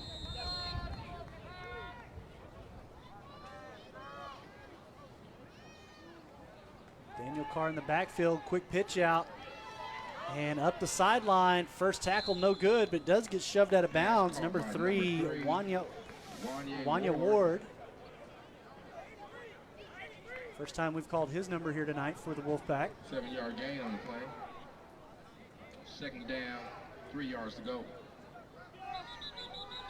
And we are going to have a timeout by the Bison. So the defense want to talk things over here early in the second quarter. First official timeout by either team here in this first half. Timeout on the field. And you got to kind of wonder after that extended break in between quarters, did these teams cool down a little bit? Maybe this defense is trying to a little too cool right now. They played a little bit on their heels. That was a big 7-yard give up there on that first play. So you have to. I mean, that surely that has to throw you off the pace. You want to go ahead and appreciate today. I appreciate you. I appreciate you. It's good to be I appreciated. appreciate our camera operator. I do too. Your kids out today. And I appreciate everybody watching with us on Facebook Live tonight, both Bison fans and Wolfpack fan. I see you there, and I see the comments. Last but not least, Let's go, Pack Nation. Bison, stronger and faster than ever. Thank you, Elena. we're inviting you this summer to be the change. And it's good to see, too, fans letting other fans know about the feed. Yep. If not, Happy to have you along with us. safe and behave. After the timeout, 14:33 on the clock here in the first half. 21-14 your score. Bison on top of the Wolfpack. 2nd and 3 for the Wolfpack after the timeout. Second down, 2 yards. Go, we'll call. Geisler and Carr in the backfield.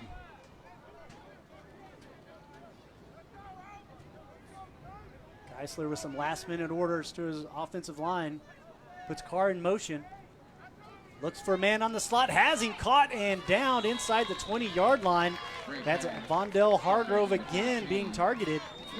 Being used in all aspects of the game here for the Wolfpack. That'll be a new set of downs for the Wolfpack. First down. And again, Geisler in trouble. Dumps it off at the last minute to Carr. Carr's got some room to run.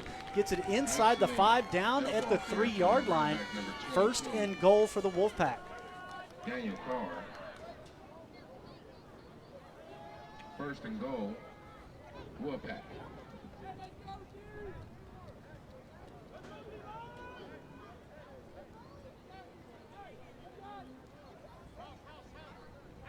It's Nicholas and Anthony, right? Nicholas and Zachary. And Zachary. Oh, God. Guys, I swear I'm not doing this on purpose. You're actually really good with names. That's just what blows me away right now. I was going to ask Zachary if you could tilt down a little bit, please. There you go. Perfect. Snap to Geisler, handoff to Carr, and a great defensive tackle as he breaks through the line of scrimmage. The Pflugerville High School alum breaks through. That was Albert Camarina, excuse me. Great form tackle. No, I'm good at pronouncing unusual names. That's true, too. Because I watch a lot of hockey. Stars I'm did good well, at- won the first playoff. Right? Oh, man, I'm happy about that. I did not get to see that, unfortunately. I didn't either, but I did catch the highlights. They look good. I think I'm more impressed with how they got in versus the fact that they are in. They had to have that 3-game road trip, and they had to win all 3. And they did. So they did. They did exactly what they needed to do. So 3 wide for the Wolfpack. Geisler in trouble again, and he's going to go down behind the 10-yard line. Big play by the Bison defense. And again, that entire defensive line stepping up and doing what they need to do. 12:20 left on the clock here for the first half. Big third down, 3rd and goal from the 11 for the Wolfpack. They were on the 3-yard line with a whole new set of downs, and the Bison have pushed them back.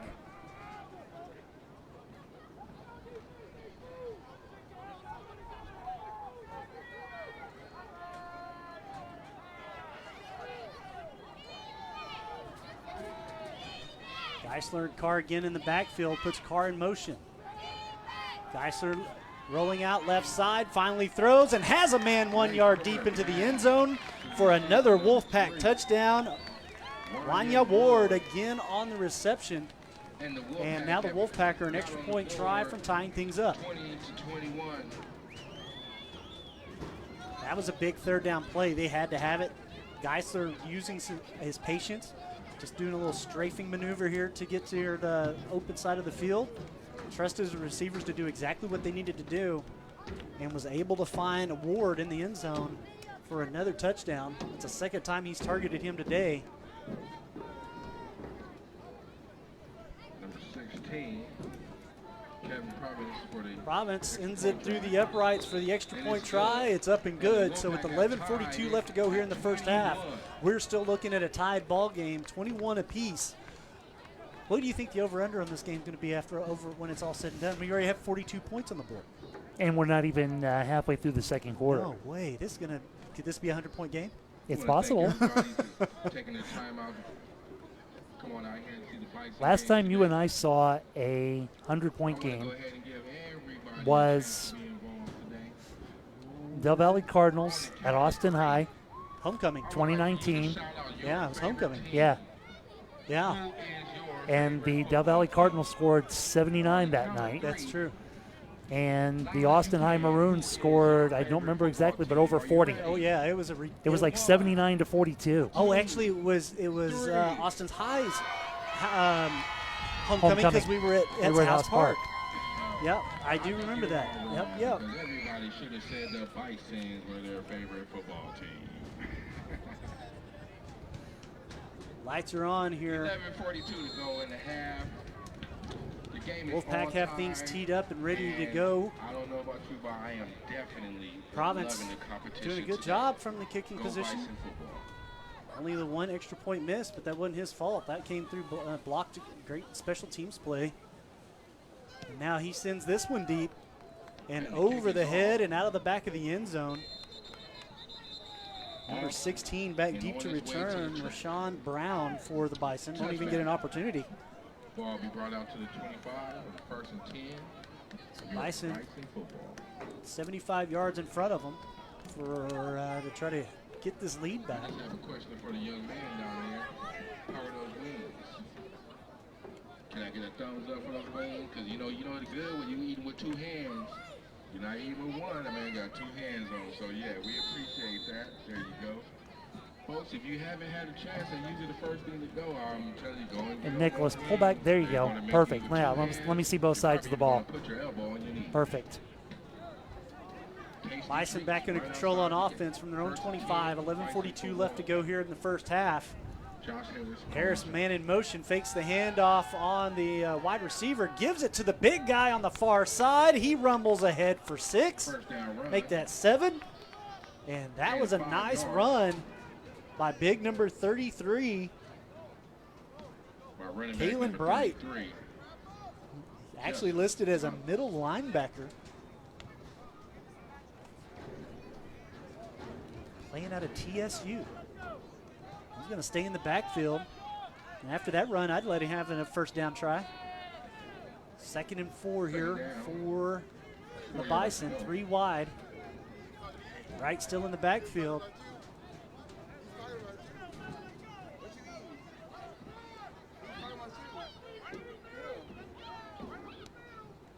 High snap for Harris as he's able to get it out there, and a little miscommunication in the backfield.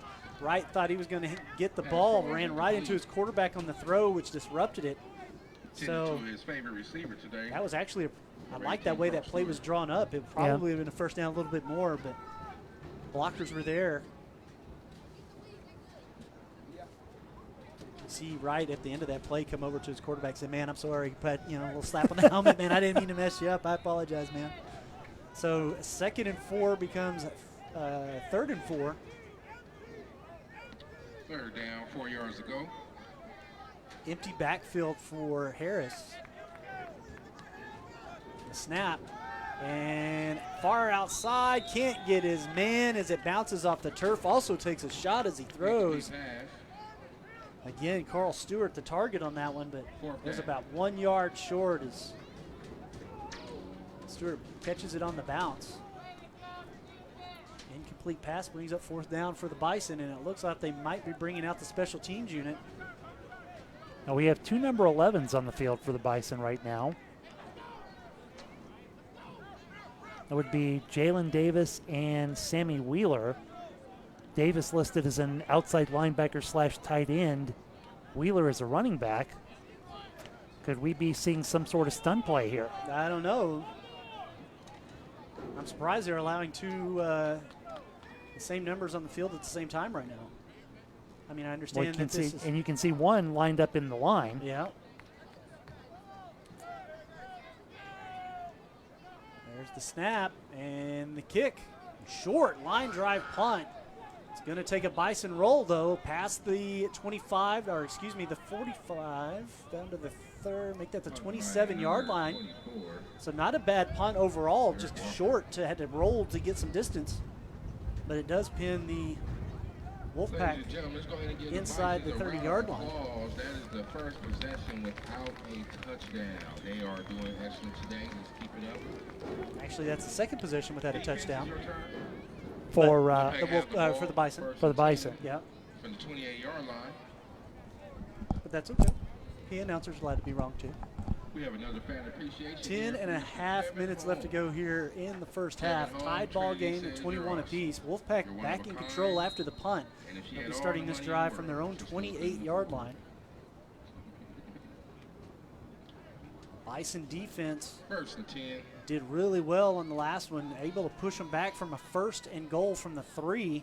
Unfortunately, couldn't keep them out of the end zone. A bad snap back to Geisler. He's able to pitch it out near side and shoved out of bounds just inside the 35-yard line.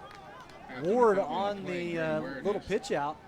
Our quarterback number 13, Wesley Geisler, will run by number 1 You get about 5 on that. for 5 Or- yards. Yep, 5-yard gain there by Ward. Now they're saying 5, but they're showing 4 on the scoreboard. Oh, there we go. Now it's 2nd and 5. Okay, we're right. Just under 10 minutes left to go here in the first half.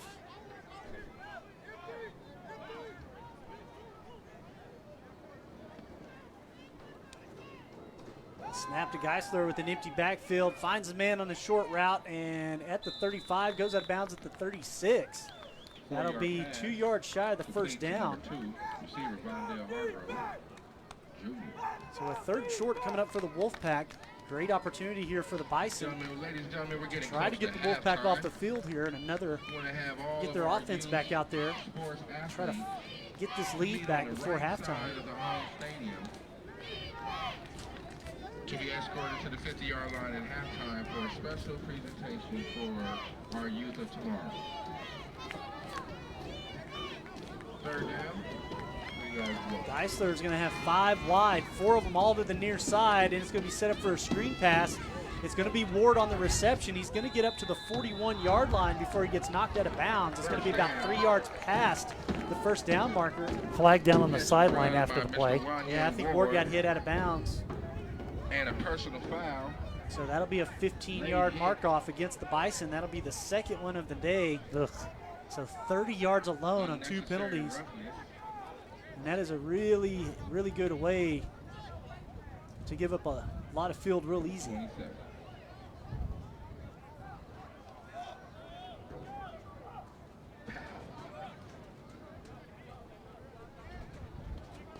Dead ball personal foul going against the Bison. It will be a 15-yarder. Ouch. That hurts. So they were able to get up to the 41. There's a 15-yard penalty from the spot of the ball. So this will take them all the way to the Bison 44-yard line. Ball placed on the 44-yard line. So round of applause for our Bison football. Round of applause. Wolfpack getting 15 easy yards there from the Bison. Just about 9.5 minutes left to go here in the first half. It's been an exciting ball game so far. A lot of smaller penalties by the Wolfpack, 2 big penalties by the Bison, and a lot of good football being played by both. Amazing special teams play by the Bison. Absolutely. Geisler looking downfield, has a man short, caught at around the 42-yard line before stepping out of bounds. Pass to number 18 is complete.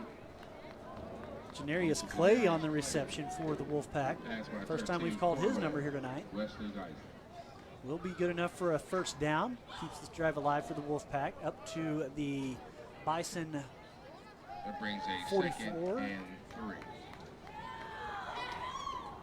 Oh, my fault. Not a new set of downs. I had that look. I don't know what I was looking at. It's actually going to be at the Bison 43-yard line now.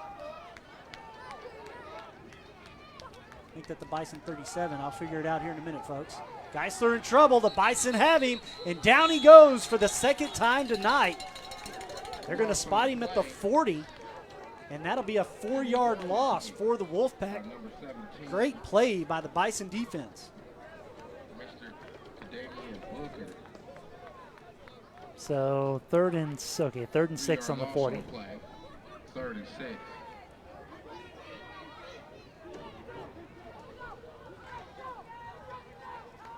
Saw this last drive, the Bison defense stepping up big through 3 downs, unfortunately giving up a touchdown on 3rd and 11. 3rd and 6 here. Geisler looking downfield, has a man at the center of the field, and the pass is broken up just enough. Good job by number 15 to make Demetrius Moles from Bayside High School. Just got a fingertip on it. So now the Wolfpack have something to think about here with just under 8 minutes left to go here in the first half with a tied ball game. Do they want to go for it? Try to get the first down. I mean, we're just halfway through the second quarter here. They're still playing lots and lots of game left to be played. Is it time to take a risk? And it looks like they are going for it. Sure looks like they're going for it unless Geisler's going to do the rugby-style punt. We'll see what happens. There's the snap. They are going to go for it. He's in trouble. The pass is busted up at the 35-yard line. Still wouldn't have been good enough for a first down. It will be a turnover on downs. Intended target number 5 Terrence Mitchell for the Wolfpack just couldn't bring it in. He was there. The throw was there. I thought it was actually a pretty good job by Geisler to get it in a spot where only his wide receiver could catch it. But unfortunately for the Wolfpack, they couldn't bring it in, and now we have a 1st and 10 for the Bison.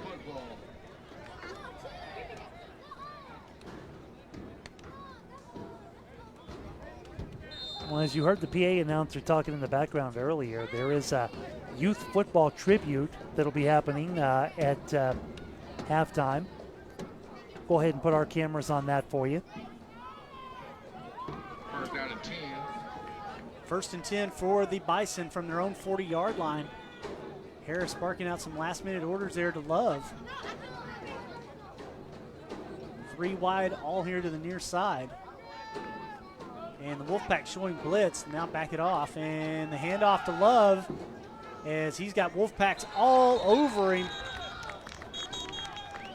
That is only the 2nd time that Love has been caught behind the line of scrimmage here today. That one for a 2-yard loss, making it 2nd and 12.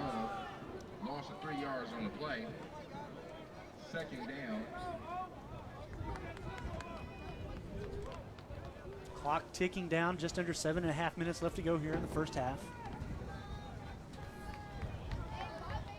Turning out to be a really pretty night here in Round Rock, Texas. Round of applause for those Bison City cheerleaders. We see you, ladies. We see you. Harris with a man in motion, and it's going to be the sweep. Makes the first Wolfpack tackler miss, and it takes 4 more, and able to get back to the original line of scrimmage. Running back. Oh, So that'll bring up 3rd and 10. Number 6. I was about to say there was a flag. I saw something flying in the back. It's just they're playing pass. They're playing catch on the sideline there. You and I did the exact same thing because I almost said flag in the field also, and I saw it. Looks like the 2 quarterbacks for the Wolfpack are just Trying to stay warm. staying warm. Staying loose. Right, big number 33, the running back for the Bison, comes off the field. And now we're looking at a 3rd and 11 for the Bison. So Bison actually weren't able to get back into the line of scrimmage. It'll only be a 1-yard gain. Harris in the backfield all alone. 5 wide, he throws to the middle of the field, and it is a big interception at the 52-yard line, and a nice open field tackle at the Bison 45 brings the threat to an end. But holy moly, what a great catch by that linebacker, number 54, I believe. Might have been 55. Trying to see who I know it was a 50 number. I just didn't catch the 2nd digit. But a great job nonetheless by the Wolfpack defense to come out and grab that turnover. Harris doesn't throw too many throw too many interceptions.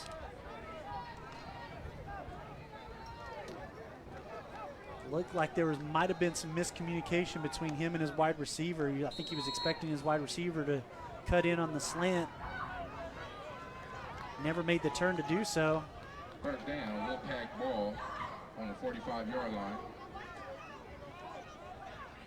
The snap to Geisler, hands it off to Carr. Carr is going to get back to the line of scrimmage. Actually, they'll give him a yard. 2nd and 9 coming up for the Wolfpack. 1-yard run by running back number 22, Daniel Carr. Take a quick look back at that interception, and you can see there the Wolfpack defender just manages to cut in under the intended receiver. Intended receiver never saw him because he was looking up for a ball that he was expecting to be higher. Started heading toward the scoreboard at the end of the stadium. 5.5 minutes left to go here in the first half. Big turnover by the Wolfpack defense. Sets us up where we are right now with a 2nd and 9 for the Wolfpack. Geisler with the snap. Looks to Carr, then pump fakes and then sends it downfield. Has his man, but overthrows him. Again, number 5, Terrence Mitchell, the intended target. Defender for the Wolfpack.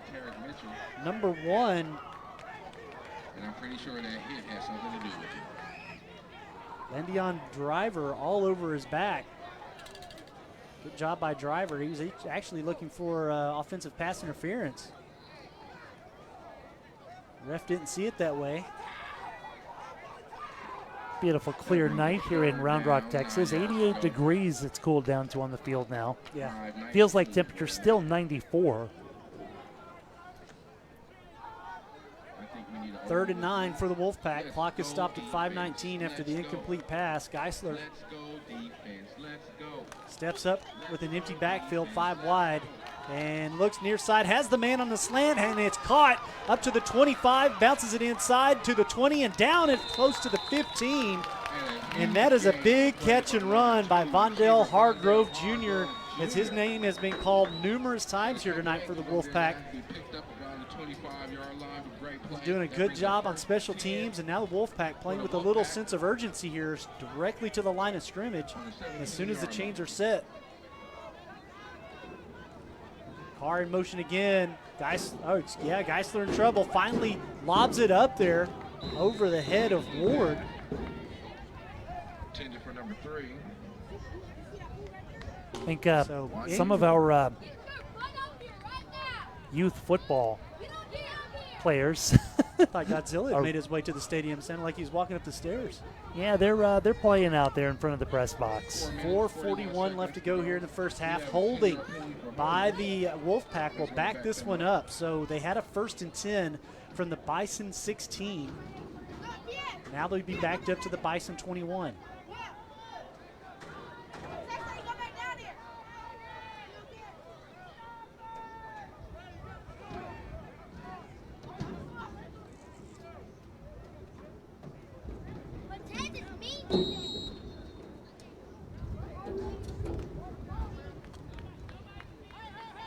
First down.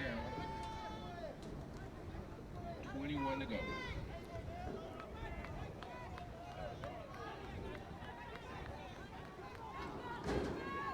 Geisler with the snap and the end around.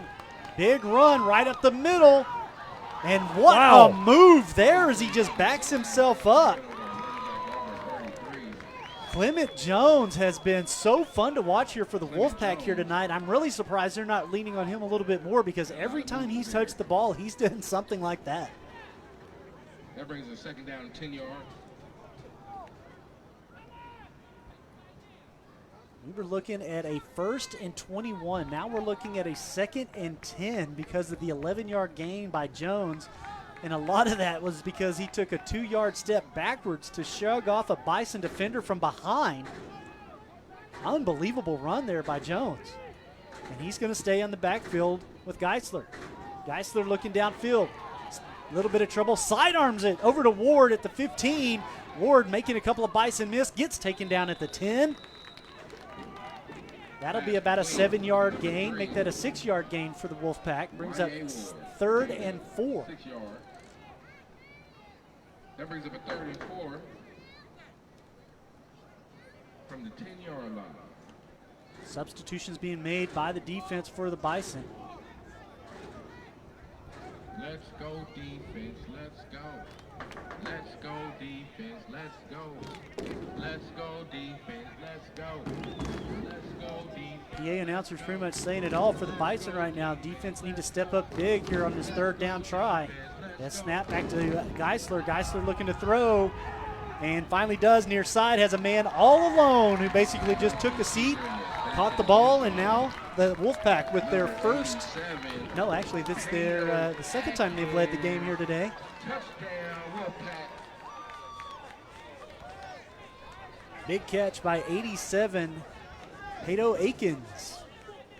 First time we've called his number here tonight for the Wolfpack. The Wolfpack are actually leaning on quite a bit of their roster here in the later stages of this first half.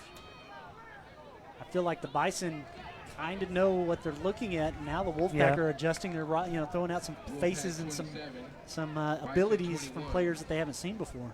16 on the extra point. So Province, the snap comes back because the holder went to adjust his helmet, so the long snapper thought that he was ready. The ball comes off his face mask, and the extra point will be no good. After the fumble. Bad snap results in no good. Extra point for the Wolfpack. Hit him in the hand. And it remains a 1-score ball game. Yep, 27-21 the score. 3:15 left to go before we come to halftime. And the Bison have plenty of time to come back to a 1-point lead if they can get that touchdown and extra point try. And from what we've seen tonight, there's absolutely no reason why they couldn't. I mean, they've had, as many times they've had the ball, they have only not scored in 2 possessions. So kind of tells you what the firepower here is for the Bison. Of course, on the flip side of that, the Wolfpack offense has pretty much answered every touchdown that the Bison have put on the board. So right. this is definitely going to turn into a shootout, as we now have 48 points on the board. We think we're going to get close to 100. We'll see. Really well with my second order of wings, and I think I'm gonna be full after these nachos right here. I love our PA announcer. Apparently he's hungry, but the wings must be good because he keeps bringing them up. Province teed up at the 35.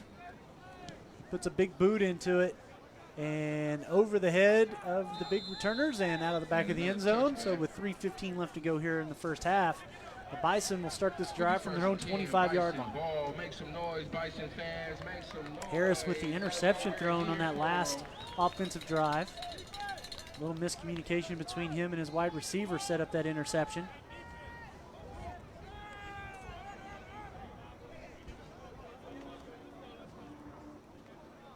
So we're going to have first and 10 from the 25.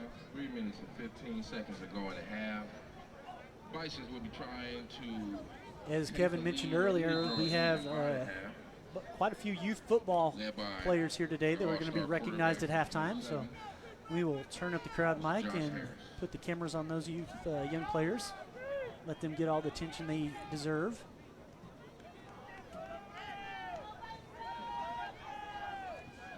Of course, I'll be a little biased, as I'm sure Kevin will be, since the Del Valley Cardinals have made their trip up here for this. Harris looking to dump it off, and unfortunately, Love can't bring it in. And he looks at his hands. You saw him. He looked at his own hands going, what just happened there? Ball was a little underthrown by Harris, but Love knows he could have brought that one in. Stops the clock at 3:07 and brings up 2nd and 10 for the Bison.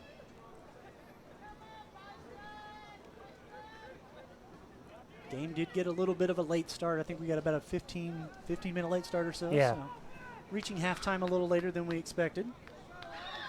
But still, game's moving along pretty nicely. Just been going a little over an hour now.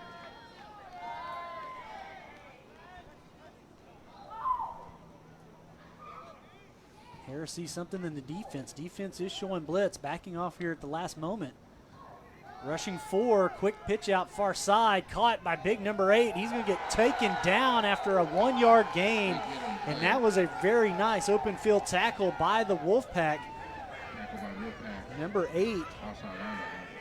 That was Garner. That's the second time that tight end's been targeted here tonight for the for the Bison. A couple of Wolfpack players in on that tackle. Number 40, Devin Dunson, was in on that. I didn't catch the number of the other player, but it was textbook. It was absolutely a beautiful tackle by both those young men. I say young men. They're probably younger than me, so that's okay. Oh, definitely. 2:22 left to go here in the first half. 3rd and 9 for the Bison. Harris trying his best to get this drive, keep this drive going, and he is going to step up last minute, shrugs off 2 tacklers, make that 4, rumbles ahead for a first down, and that's exactly what this quarterback needed to do for this offensive unit. It might have been of an unscripted run, but a fantastic job all the same by Harris. Garner asking to be relieved on the field here by the Bison. Boy, timeout on the field. To 2 minutes.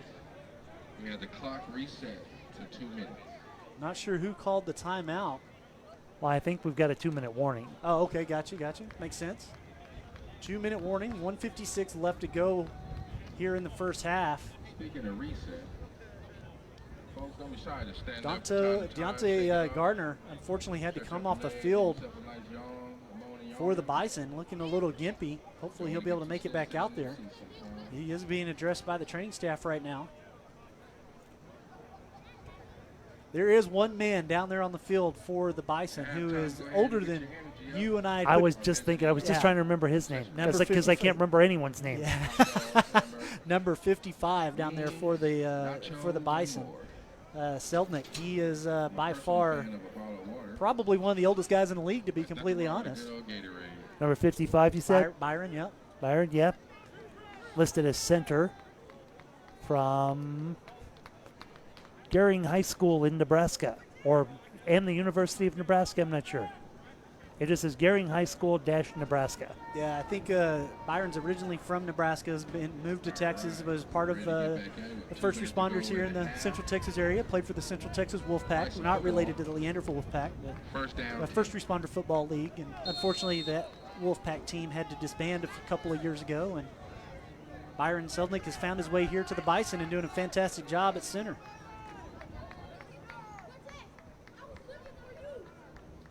New set of downs for the Bison after that big run by Harris, and he pitches it out near side, caught at the 40-yard line for a 3-yard gain. Gets dragged out of bounds with a pretty good tackle by number 7, defensive back Walt Hyde for the Wolfpack. For a gain of 3 yards. Brings up a 2nd and 7.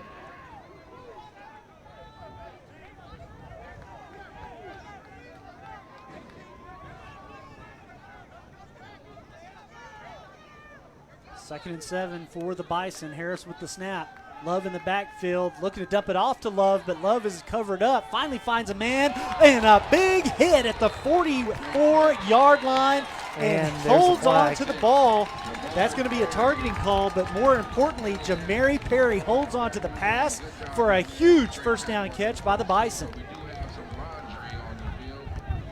There's your favorite line right there. Laundry on the field. The illegal use of a Maytag. Jamari Perry, the McNeil High School standout, someone that Kevin and I are actually very familiar with, as McNeil and Del Valle face each other every year. It is an old rivalry, non-district rivalry game. In fact, I think we'll be back on these very premises for that game this fall. I think you're right. Yeah. Yeah, I think you're right. Because the last 2 years it's been at Del Valle. Well, yeah, you're right. I think you're right, yeah. So we'll either be here or at Hyde Park, or House Park.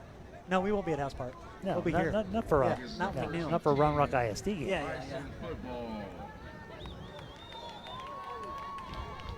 Let's make some noise, ladies and gentlemen. We have 1:45 and driving. Let's make some noise. Let's go. Another big set of downs here for the Bison after that great catch by Perry.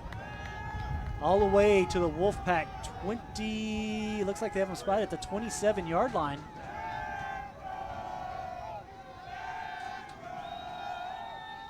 Of course, this is being after the mark-off from the targeting call as well. Harris with the snap. It's a bad one. Able to jump back on top of it back here at the 39-yard line. So we've seen a couple of snaps going high for Harris here tonight. That's the first one that's gotten away from him, but it's a costly one. 14 yards on play. So with 1:12 and counting here, 1st and 10 becomes 2nd and 19.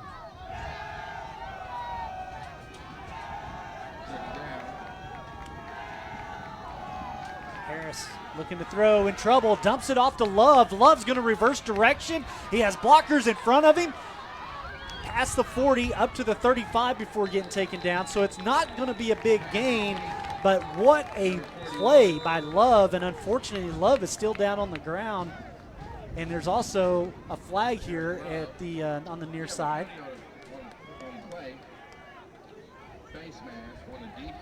Oh, it's going to be a face mask call being against the Wolfpack. And by the looks of it, since number 90 is being pushed away from the spot of the tackle, that's KJ Harris. He might be the guilty party here. Love is walking off the field, holding the back of his head right now. I'm sure his neck is killing him with that face mask. And he's up. Good job. And it will be interesting to see where we're at once all this plays out. Love is not going to want us to come back for broadcast. Every time we broadcast a Bison game, he gets hurt. Don't say that. 41 seconds left to go here in the first half. The penalty will be marked off against the Wolfpack. That'll clearly be an automatic first down.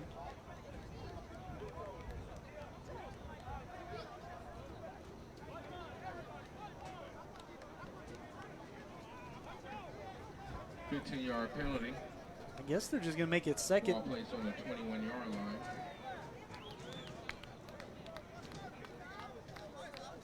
First down.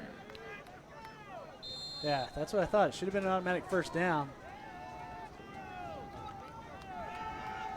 They headed down to the last 30 seconds of the first half. First down at 10. What's that chant? I can't hear it. There's Harris with the snap. Blockers in the backfield. Chunks it far side and overthrows his target. Looking for Perry, Mary Perry again, number 6. That will stop the clock at 16 seconds. And second and 10 coming up for the Bison. 16 seconds to go in the half. Once again, all of our youth sports Wolfpack athletes trying to hold on to this 6-point lead here. Migrate toward the scoreboard side of the stadium. Want to go ahead and get you gathered over there. We do have a special presentation for you. We're going to have someone escort you out to the 50-yard line right after we experience one of the greatest shows we have here with the Capital City Bison cheerleaders. So second and 10 here for the Bison. After the big incomplete pass from Harris. 10 yards to go. New running back in the backfield is number 11, Jalen Davis from Rockdale High School, while Love gets attended to on the sideline. And it's going to be the handoff to the new running back. Rumbles ahead. That's a nice little run of 8 yards. So Davis gets his number called and makes the most of it. That'll bring up third and short for the Bison. With 10 seconds left. Looks like the Bison are taking a timeout. I think the Bison are going to send out the field goal unit, and that's exactly what they're going to do. So they're trying to get the points here. Yeah, definitely. Get the points, take the lead into the locker room. Well, they unfortunately won't take the Well, lead. yeah, I'm sorry. Yeah, get the points. Take a sure thing as opposed to taking a shot and failing. Still be a one-possession game, but it'll only be 3 points. As number 32, Trevor Spalding, comes out onto the field. He'll be set up at their own 20-yard line, or excuse me, from the Wolfpack 20-yard line. So this will be a 30-yard field goal attempt.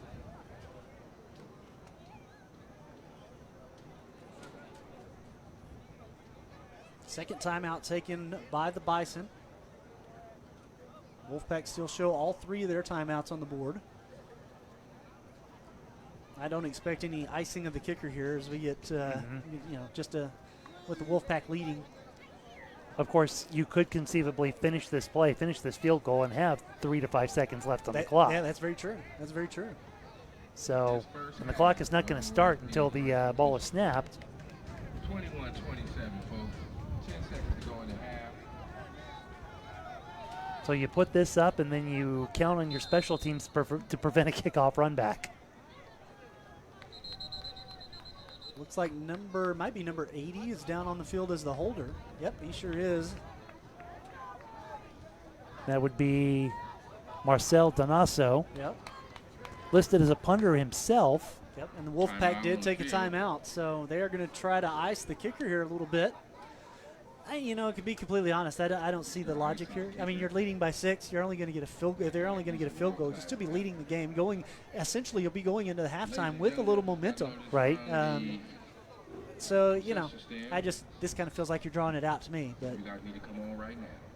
So is this third or fourth down? This is third down. Third, okay. Third and short. Beat the rush. There seems to be some confusion, both on the sideline and with the scoreboard. Oh, I see what you're talking about. Yeah. Okay, looks Chain like they Gang's got got it third and short, and the scoreboard shows second and 10. Third down. But it is third and short.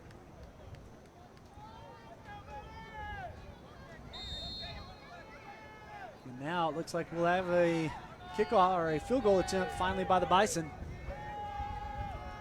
The snap, the hold is good. The kick is up. And through the uprights it goes. The Bison put 3 on the board, making it 24-27. And there are 4 seconds left to go. So the Bison will have to kick the ball off to the Wolfpack. Then no Music City Miracles here tonight. Yeah, right. Number 12, Dawson Tamez will step out on the field to get ready to tee the ball up and kick it off for the Bison. As we get closer to halftime, I do want to remind the youth. And you can see right there in the middle of that shot the beautiful Round Rock Tower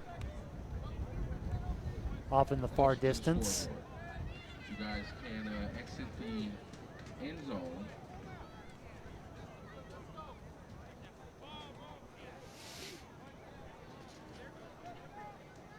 Makes me want to go over and get some donuts. No, right.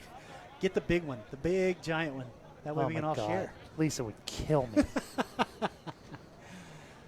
if the heart attack didn't first. Oh, right. Yeah. We know there's a bunch of new people to the Austin area, the whole Central Texas area. So if you were wondering what we're talking about, one day just get on your phone And look search up Round Rock Donuts. Round Rock Donuts. And do yourself a favor. Get in your Yeah. car and follow what the GPS tells you to do. You will not regret it.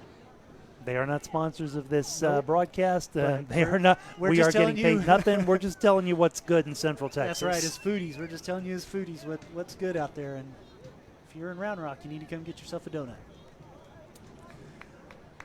So now, actually, number 32 will send it back out on the field. I was looking at the wrong person to do the kickoff, but that is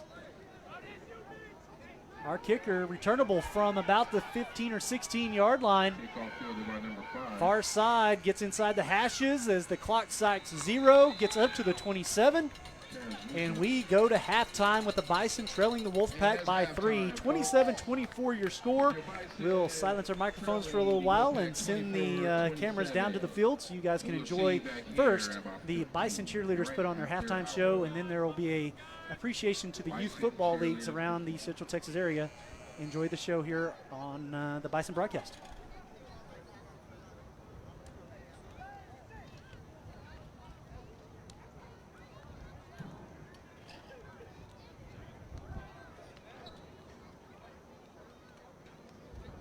Now taking the field with a dance so high, it might be considered an emergency.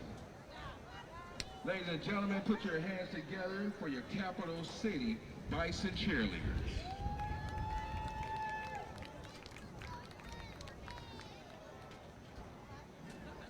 This week, the coaches would like to recognize Andrea Gutierrez as the game day girl.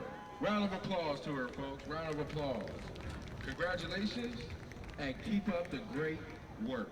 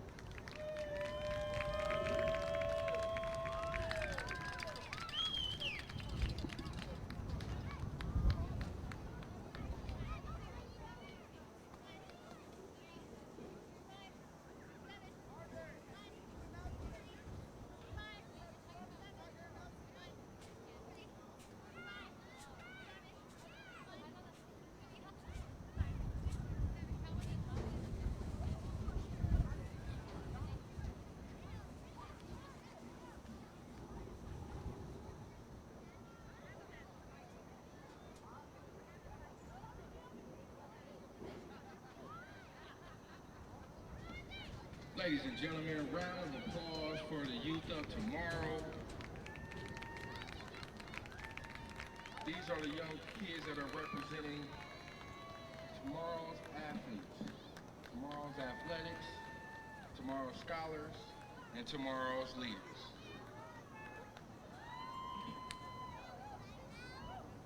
So a round of applause for those young people right there. We have the Gerald Cougars Elite, the East Austin Yellow Jackets, Del Valley Falcons.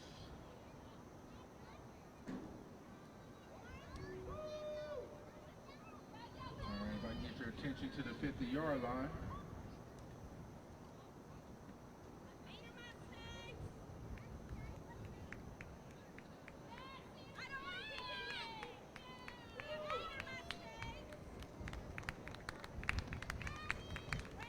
Round of applause for him, round of applause, round of applause.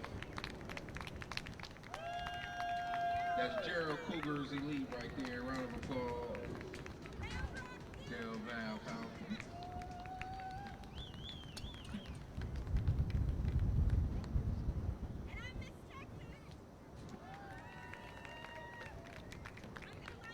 We want to thank you, young people.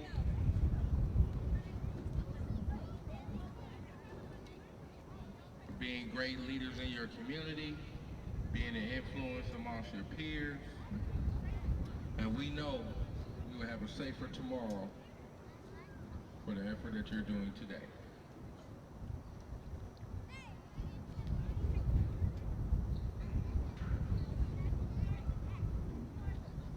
Ladies and gentlemen, it's never too late to get your youth into youth sports. A lot of the teams are recruiting right now as we speak. Mostly in your local area.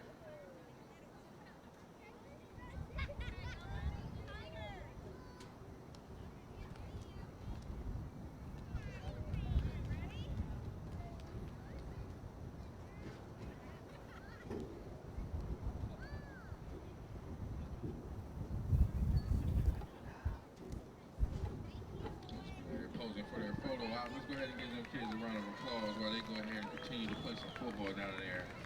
The end of the end zone. All right, ladies and gentlemen, we got about 10 minutes left for the half. Feel free to go ahead and put some food in your stomach. You may need the energy to last this bar burner we're experiencing right now. Pull your phones out. Go ahead and let the world know through your Facebook, Instagram, Twitter that you are out here and experiencing an awesome day. Game of the month, the game of the year so far. Bison football. Still plenty of nachos available, hot dogs. I'm not sure there's going to be any wings left after I go get this 12-piece. But there's still plenty of candy, drinks, and beverages to keep you nice and hydrated out here.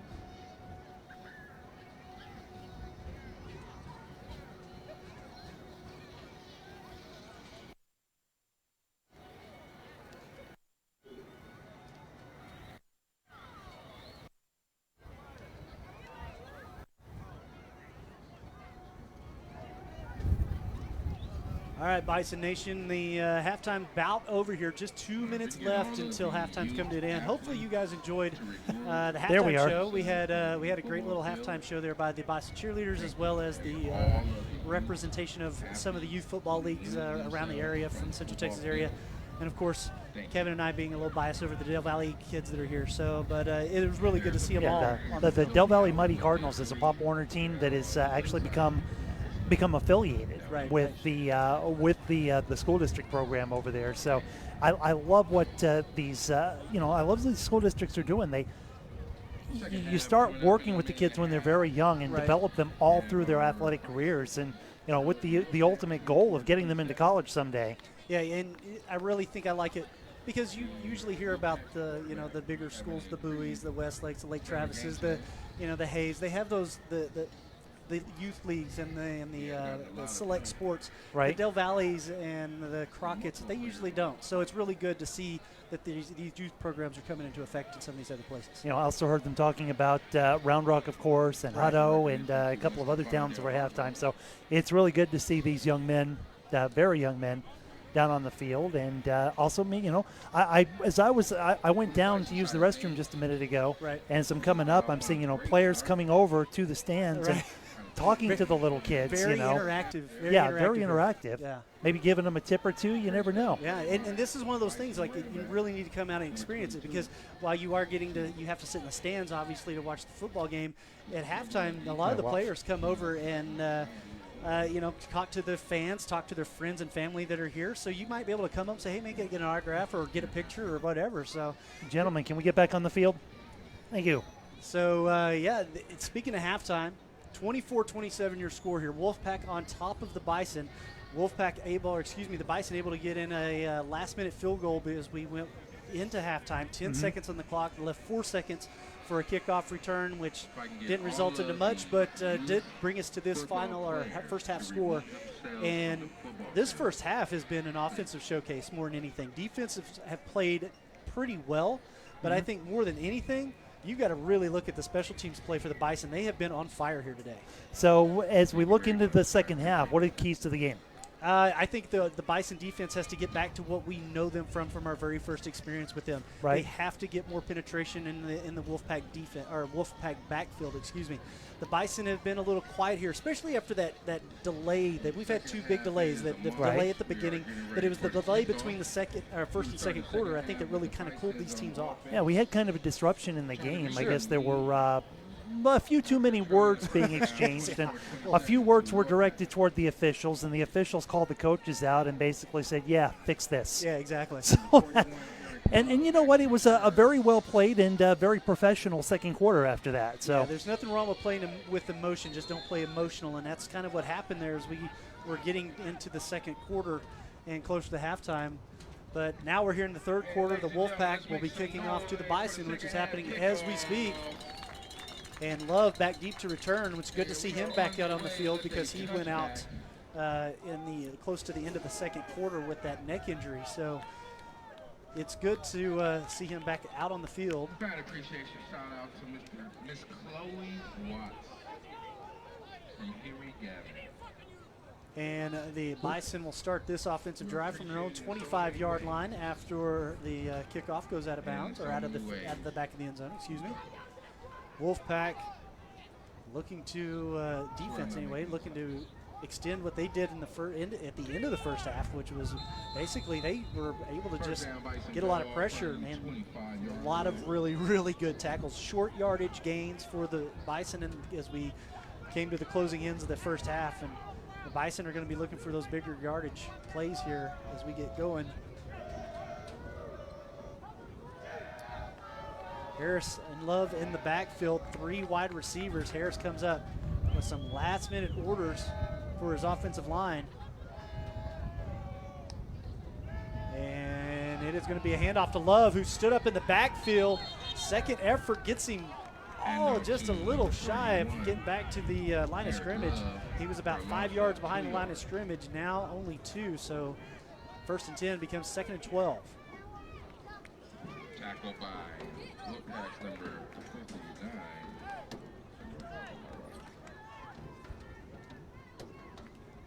Love, the clear starting running back for this Bison team, but they do have a really good Second down, 12 yards stable to go. of running backs on the sideline to go to.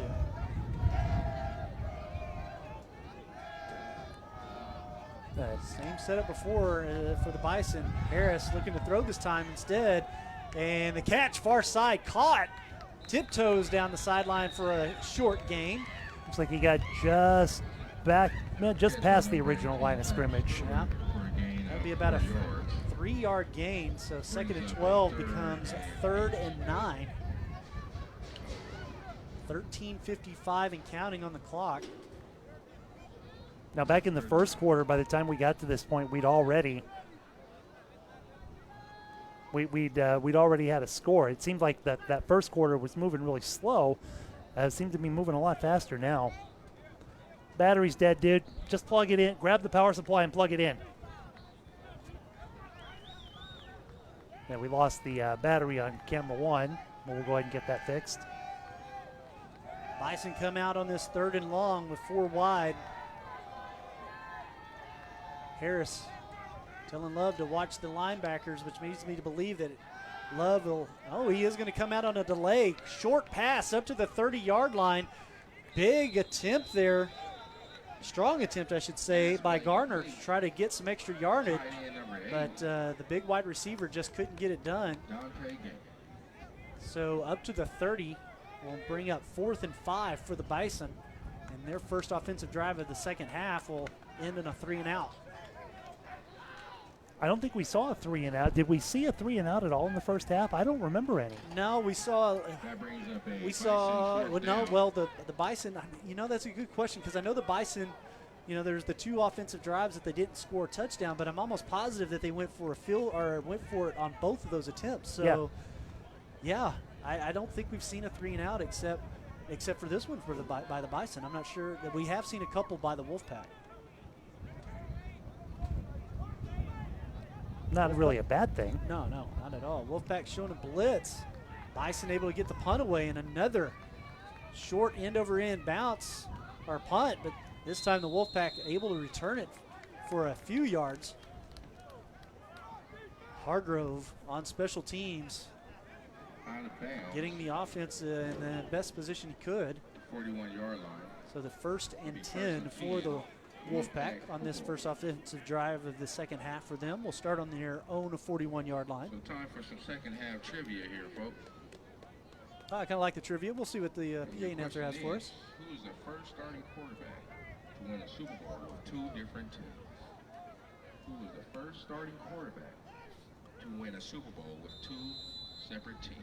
First starting quarterback Answer the to next win a pair of Super Bowl with options. 2 separate teams. That's a good question. Is Wolfpack come out Tripped on up this in the offensive backfield. drive?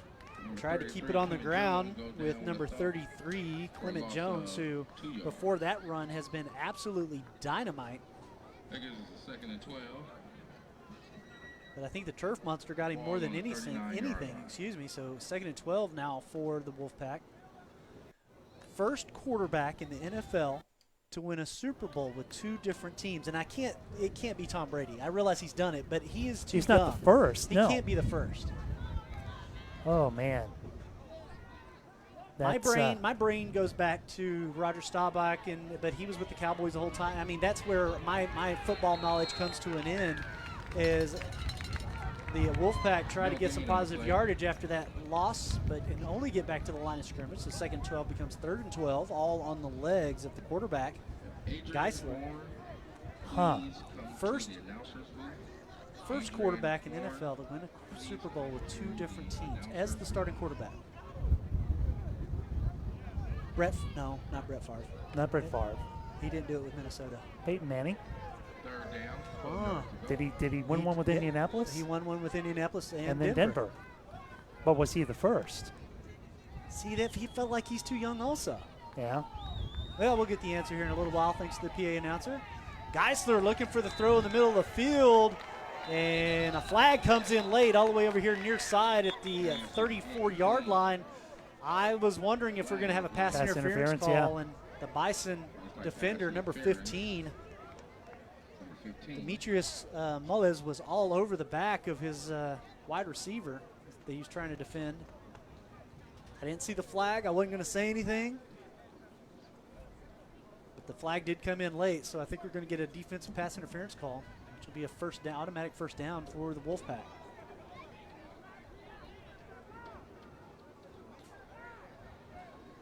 Well, I'm not sure. I mean, if you look at the, just looking at a replay here. Let me see if I can get this queued up before the next play goes. Okay. So,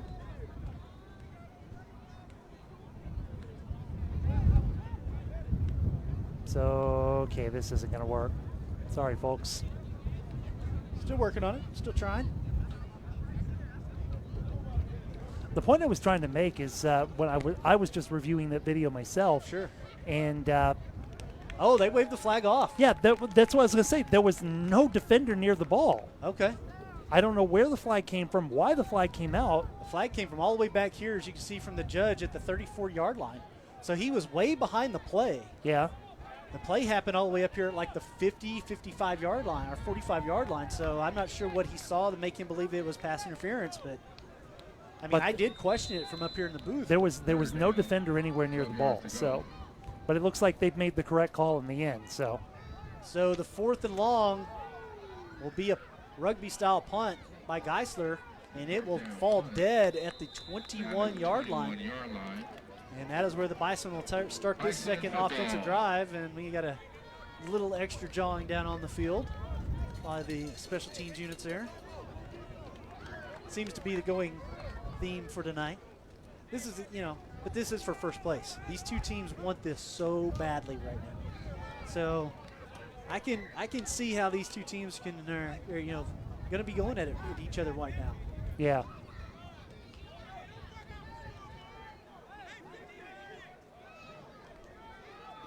Okay. So the Bison offense will get things going here from the 21. Lost the scoreboard here, so officials call a timeout. Trying to get the scoreboard worked out here.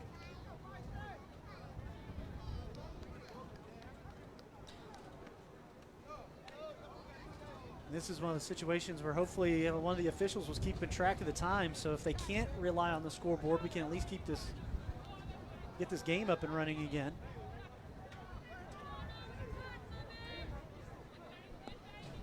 So we'll see. They're clearly having a meeting about it. At least I hope that's what they're talking about, is who has the time.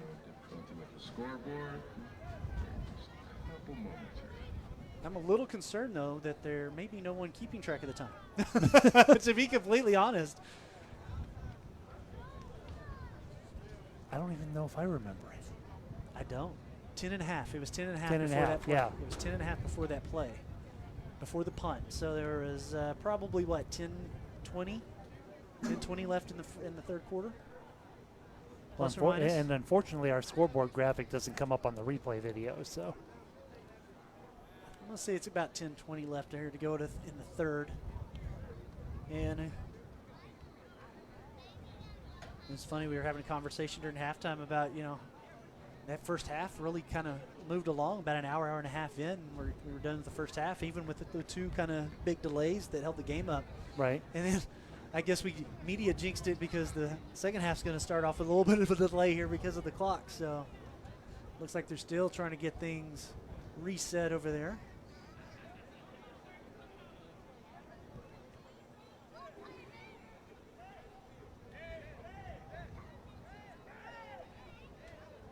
Hey, we got a score. We got a clock at 15. We'll hopefully get that reset at 10:29, and we'll be good to go, or wherever the clock's at.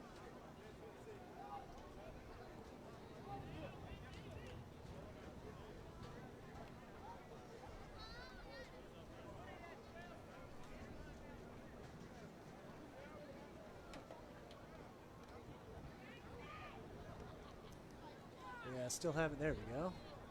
Still getting some technical difficulties worked out up here in the press box.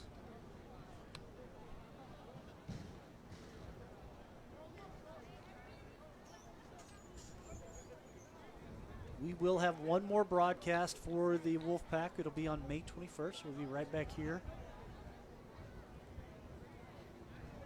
Bison will. Did I say the Wolfpack? You did. I think I did say the Wolfpack. I apologize, Bison fans. We will be back here on May 21st for the next Bison home game, last Bison home game. It will be against the Austin Vipers. We'll be resuming shortly. And back in my infancy in broadcasting, I think I was my second year in with KMAX Sports. Got to do a little producing when they did the broadcasting for the Austin Vipers. So what little familiarity I have with the team is kind of outdated. But I do kind of feel like they are the reason why we do have a very solid spring football league around this area. Because yeah, they held it together for the most part. They really have. I mean, they've you know, it's hard to say that. I just don't. The history of all the other teams in the leagues and around this, you know, for the spring football, none of them I think have the roots the Austin Vipers have. The Austin Vipers. And so there's basically, I think, 3 rock-solid franchises. Right. And that would be the Vipers, the Wolfpack, and the Bison. Right. And others just seem to come and go. Yeah. 10:26 on the clock, so we're not too far off. So I guess they've come to a decision that 10:26 is where we should be. 1st and 10 for the Bison from their own 21-yard line. This is after the punt and before we lost the clock, so welcome back.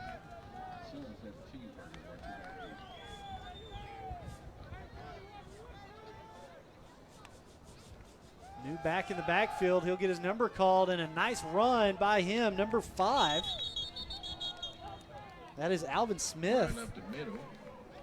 Smaller, little quicker back there. Not the bruiser that Love is, but his elusiveness makes him very hard to tackle, as you can see by that nice 8-yard gain. 2nd and 8, or 2nd and 2 coming up for the Bison now. Same setup as before with 4 wide. This time Harris looks to throw, makes a completion here near side at the 30, and second effort up to the 34. Pass complete to number 16, Rashawn Brown. Brown with a great reception for the Bison, give them a new set of downs and keep the drive alive. For a first down. 9:22 and counting here in the 3rd quarter. Bison trying to get back in the end zone, retake the lead from the Wolfpack.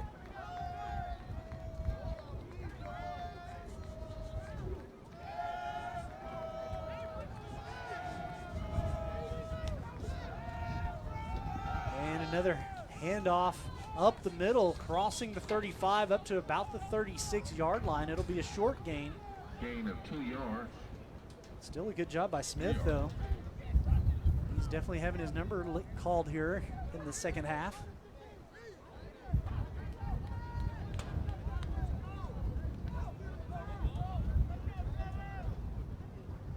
That brings us to 2nd down. Trying to get eyes on Love to see where he's at. He's on the sideline ready to go. Feels like the coaching staff feels like the Wolfpack may just have Love's number right now, so they're going to give him a new running back to look at. And a big throw by Harris, overthrows everybody, and that was definitely a miscommunication. As you could see, number 16, Brown, cut across on the post route. Well, that's better than what I did. I hit the wrong button and gave everyone a shot at the back of your head. No. Sorry about that. I'm actually glad that was an incomplete pass. Right, so. Exactly. Hey, I did just get a haircut a couple days ago, so at least it's that back of my head looks pretty good. You know. Did you get them all cut? Yeah, I did. I get them all cut.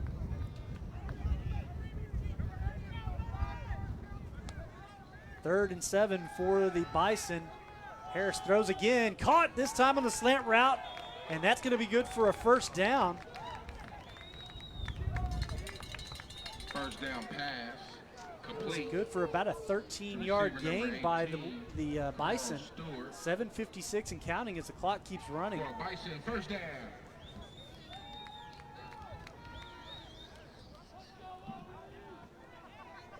Wide receivers all bunched up to the top now. Smith still in the backfield. First down, 10 yards. And Smith is going to get his number called. Nice little stiff arm on the first defender. Able to get him up to about a 3-yard gain for a 2nd and 7 for the Bison with 7:20 left to go here in the third quarter. Official timeout on the field as we have a Wolfpack player down at the point of the tackle. Trying to get up on his own right now as the training staff takes a look at him. It's hard to see who that is. You got number 6, C.J. Lewis. The player is down on the field.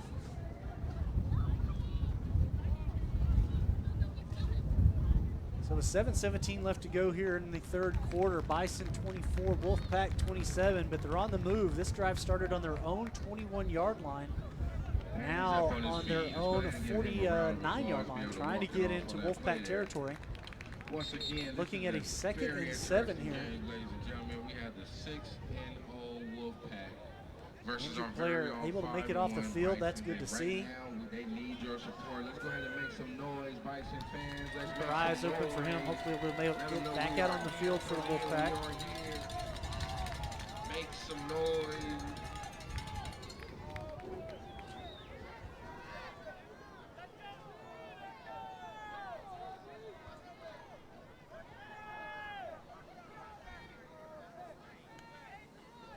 Harris with the snap.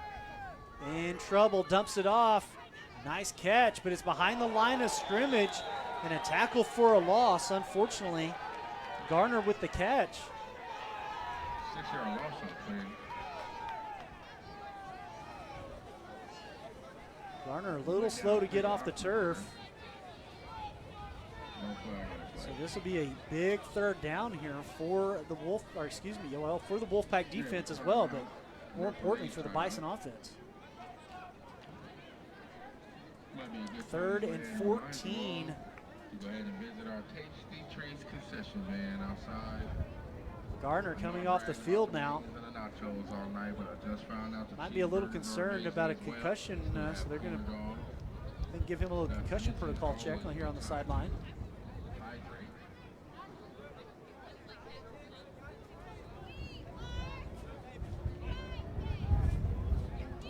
Garner playing from the wide receiver position for the Bison here tonight. So we'll see. Comes in for him in relief. Let's go. Let's go, Bison. Let's go. Let's go, Bison. Let's go. Let's go, Bison. Let's go. Let's go, Bison. Let's go. Let's go, Bison. Let's go. Let's go, Bison. There was a flag on the play. They were going to they were talking about calling a face mask, but after a discussion about it, no face mask call against the Wolfpack, which will leave us at 3rd and 14 with 6:20 left to go here in the third.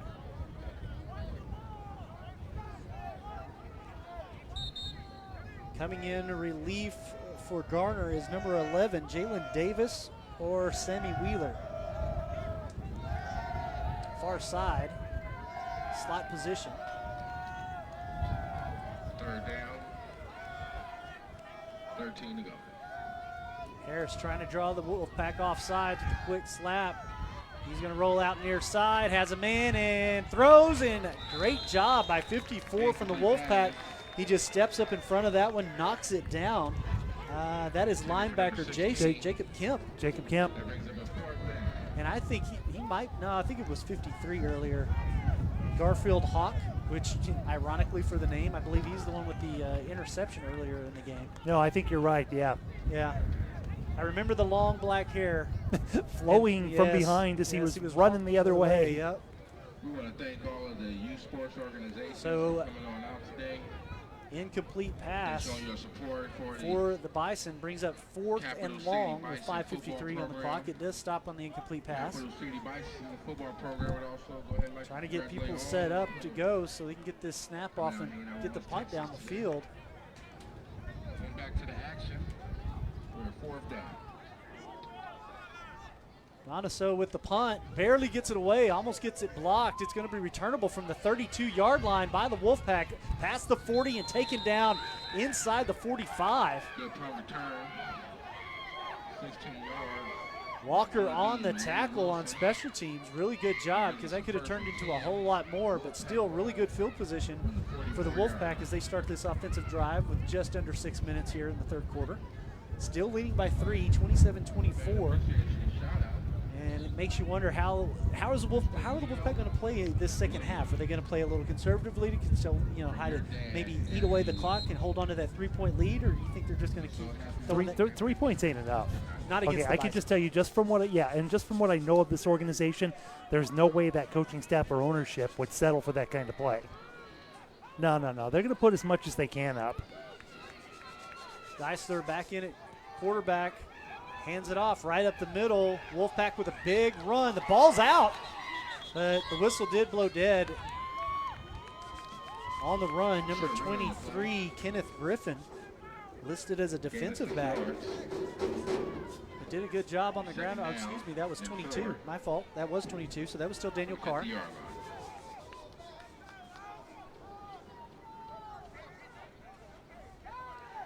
Geisler throwing near side, has a man and almost intercepted. The safety comes over, number 17, Kadarian Booker. Fantastic job. He broke up the play, but he wanted that INT.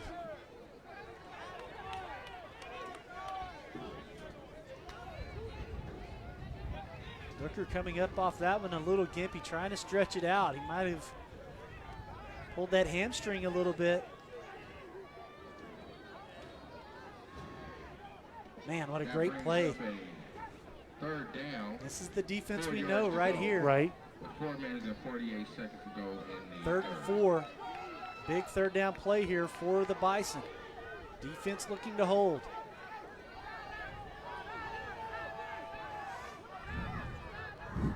Looking for that screen pass and don't have it this time. This time they go for it. Same setup as earlier. But this time, Hargrove Jr. comes up with it. Gets the first down that the Wolfpack needed. Keeps the drive alive and well into Bison territory up to the Bison 37. Pass by their quarterback, number 13, versus Wesley Geisler. 1st down. Geisler and Hargrove have been on the same page all night long for the Wolfpack. Geisler actually has done a really good job of spreading the ball around all night as well. Every one of his wide receivers has caught a pass. Yeah, flag on the play. Both these teams pointing fingers at who came across the neutral zone first. A lot of jawing in this game. That is for sure. Each team pointing at each other. Did he hear us? Did he hear me?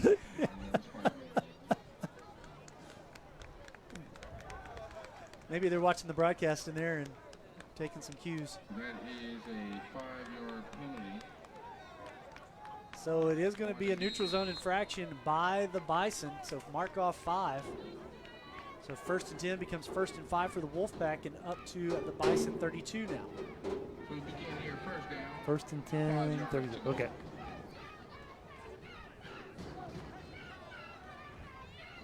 Four wide. Geisler in the backfield all alone. And in trouble, rolls out near side. Defense is hot on his trails and finally safely throws it away.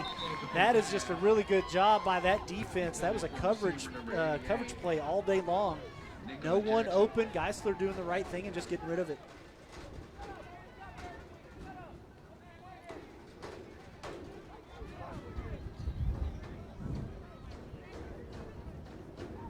Clock stops at 4 minutes here in the third quarter. Brought their kids out here in the strollers. And 2nd and 5 now for the Wolfpack after the incomplete pass. We appreciate the family. Geisler and Carr in the backfield. 3 wide. And Geisler rolling out, steps up and gets rid of it, trying to look for number 18 on the far side. That was Janarius Clay. Clay gets a little underthrown, so that'll make it 2nd and 5 from the 3rd and 5. Clay will come off the field as Hargrove Jr. comes back on. Let's go, defense. Let's go. As impactful as Hargrove Jr. has been in this game, I would totally keep my eyes on him if I was the defense. Let's go. Let's go, defense. Let's go. Fans are getting into it, making it hard for the Wolfpack. Geisler steps up and in trouble, and down he goes. So there he is. The fans are pumped. They helped out their defense get the sack, the 3rd one of the ball game. And that'll bring up 4th down. Teaming up with Mr. Brown Rector. Let's take another look at that sack. Geisler's got nowhere to go. He's converged on by 3 different Wolfpack players. Fantastic job shredding those blocks. That the is offensive line on their heels. Man. That is our Wolfpack defense, folks. I mean, Bison defense. See? It's not that easy, is it? 2:57 and counting here in the 3rd quarter. Yeah, you come over here and do all this. No, I didn't say your job was easy either. This is going to be a big field goal attempt, which is blocked. And it's going to be recovered by the Bison at the 40, shoved out of bounds at the 41.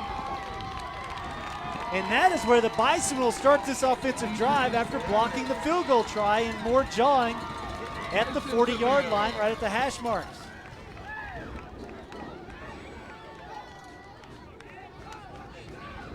Number 75 for the Wolfpack doing a very good job of reeling in his special teams unit.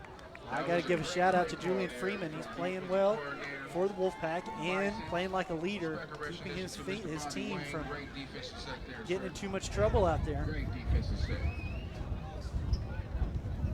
Let me get both of you guys to zoom out a little bit, please. There we go. 2:43 left to go here in the 3rd quarter. Great defensive stand by the Bison. More importantly, fantastic job by the Bison special teams unit to block the field goal try. Holding on with only a 3-point deficit. Harris comes back out with his offensive unit, finds a man far side, caught at the 38, up to the 45, shoved out of bounds at the 46. And that is a fantastic pitch and catch. Carl Stewart. And what's really impressive on that one is the pass protection Josh Harris had all day. Yeah, and I love him finding Carl Stewart. He's found Carl Stewart all night long. Carl Stewart is responsible for 2 of the touchdowns here today. So clearly, these two have some chemistry. Followed very closely, I think, by Jamari Perry, who's done a fantastic job as well. Well, you know, I always like to call out the offensive line. Oh, yeah. So Harris in the backfield all alone. Looking to throw and does center the field. Caught by big number 8. Good to see him make his way back out on the field. He came off earlier. I was a little concerned they were going to put him under concussion protocol, but Garner makes his way back out there and then gets a catch. That gives His offensive unit a new set of downs. oh, there we go. So 1st and 10 from the Wolfpack 49-yard line with 1:50 left to go here in the 3rd quarter. We lost the scoreboard for just a second there again. Oh, did we lose it again? I missed it. Let's go. Just a blink, if you will. Let's go, Bison. Let's go. Garner now lining up at the tight end position here on the near side. 3 wide at the top. And Love back in the backfield behind Harris. Love's going to get his number called. Stutter step, trying to find an opening. Very patient runner. Able to get 2 before getting shoved out of bounds in unfriendly territory. Gain of 2 yards, Mr. Eric Love. All right, that'll bring up 2nd and 8. Earlier in the quarter, Clock should have stopped, but it's still ticking down. Trivia question. Oh, yeah. First quarterback to win 2 Super Bowls with 2 separate teams? And that answer is Peyton Manning. Good. I win. brother. I win. You did call that one. Peyton Manning, all right. I thought he was too young. I really did. When you say first quarterback, I'm thinking like, like ancient times, That like was like too. before the merger, Bart Starr, and, those guys back in the day. I mean, obviously it's not, the, Well, back in the day, you played like your whole career for one team. that's true. That is true. Whether you liked it or not. Yeah, that's very true. 24 seconds left to go in the third quarter. Harris with the snap, hands it off to Love up the middle. Love's got a small opening, but the door closes quickly. Only going to be a 1-yard gain. And now some extra pushing and shoving behind the line of scrimmage. That was a 2-yard gain from Mr. Eric Love. You can see some couple of Wolfpack player there having to be pulled away by his teammates. Yeah, Taylor Wright, the hot-headed one there, number 8. Will come to the end of the third quarter with the score the same, 27-24, but the Bison are on the move. We'll head to the fourth quarter on a very, very close football game. Thought we were going to get closer to 100 points. I don't think so, brother. No, not going to happen tonight, man. I think we'll be lucky to get to 60. Let's get them back in this in the fourth quarter. Stomp your feet, wave your hands, yell, crash, snap, pop.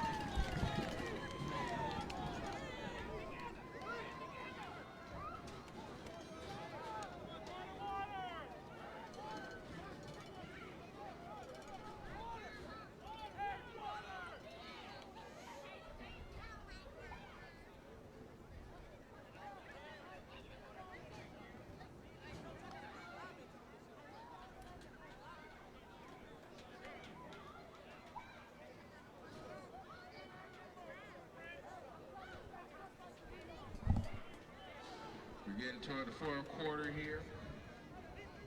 Make sure you are hydrated. Still plenty of Gatorades, water, Pepsis. Not to mention if you thinking that you might not make it home without stopping to get some food, you might as well stop by our concession van on the way out of here. Save yourself the trip.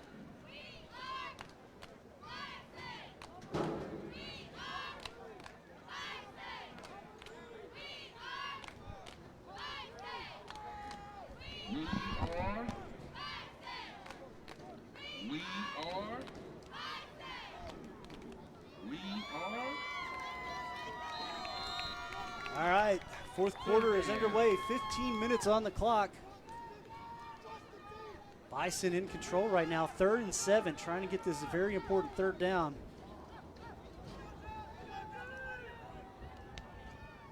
Harris with the snap. Blockers in the backfield, he's in trouble, steps up. 2 defenders in front, finally gets the ball pitched out of there, gets caught at the 39-yard line. It will be shy of the first down by 2 yards, but this is one, this is one of those moments, Kevin. I know you say there's still a lot of football to play, but do the Bison punt here on 4th and 2, or do they go for it? They're just out of field goal range. We watched their field goal kicker during warm-up, so we know that he can't make it from this 4th distance. and 2, I do it. 4th and 9, no. 4th and 2, yeah, I go for it. But that's just me. I live dangerously. Oh, a timeout on the field as the Bison were lining up to go for it here. You see who called that? So the Bison did call the timeout Bison to talk called it over. Couple of different backs in the backfield on that setup. Number 11, again, we got 2 number 11, so I don't know which one it was. My assumption it would be running back Sammy Wheeler. And then number 13, Connor Kokic, was in the backfield as well. And I thought I recognized that name as well. That's a Lake Travis High School player there, so we should be familiar with him. Kokic? Kokic. It's his rookie year, so yeah.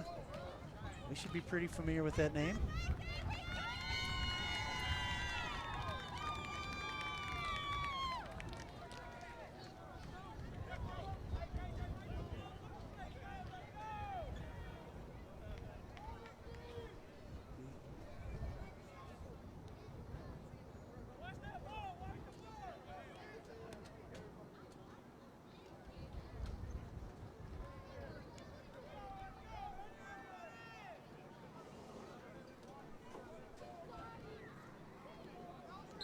All right, Bison fans, 14:23 left to go here in the ball game. Back in action. We have Very important fourth down here for the Bison as they're going to go for it on 4th and 2. Harris looking over the defense. They're showing pressure.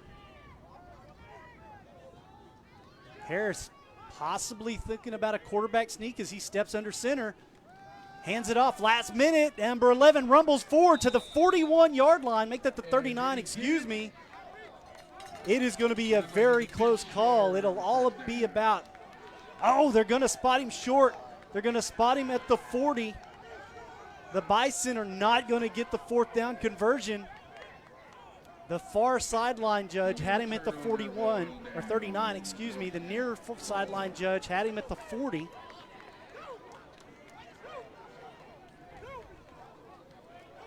Number 11 on the carry, Sammy Wheeler trying to get it done for the Bison, couldn't make it happen.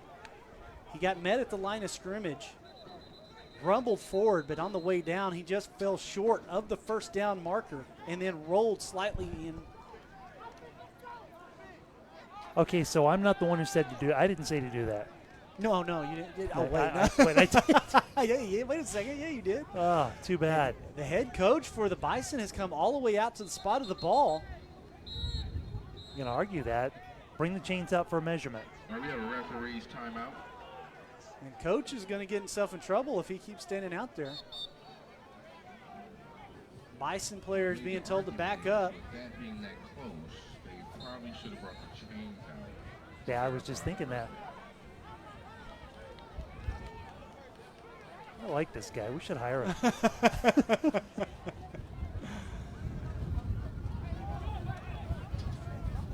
Head referee getting his staff together.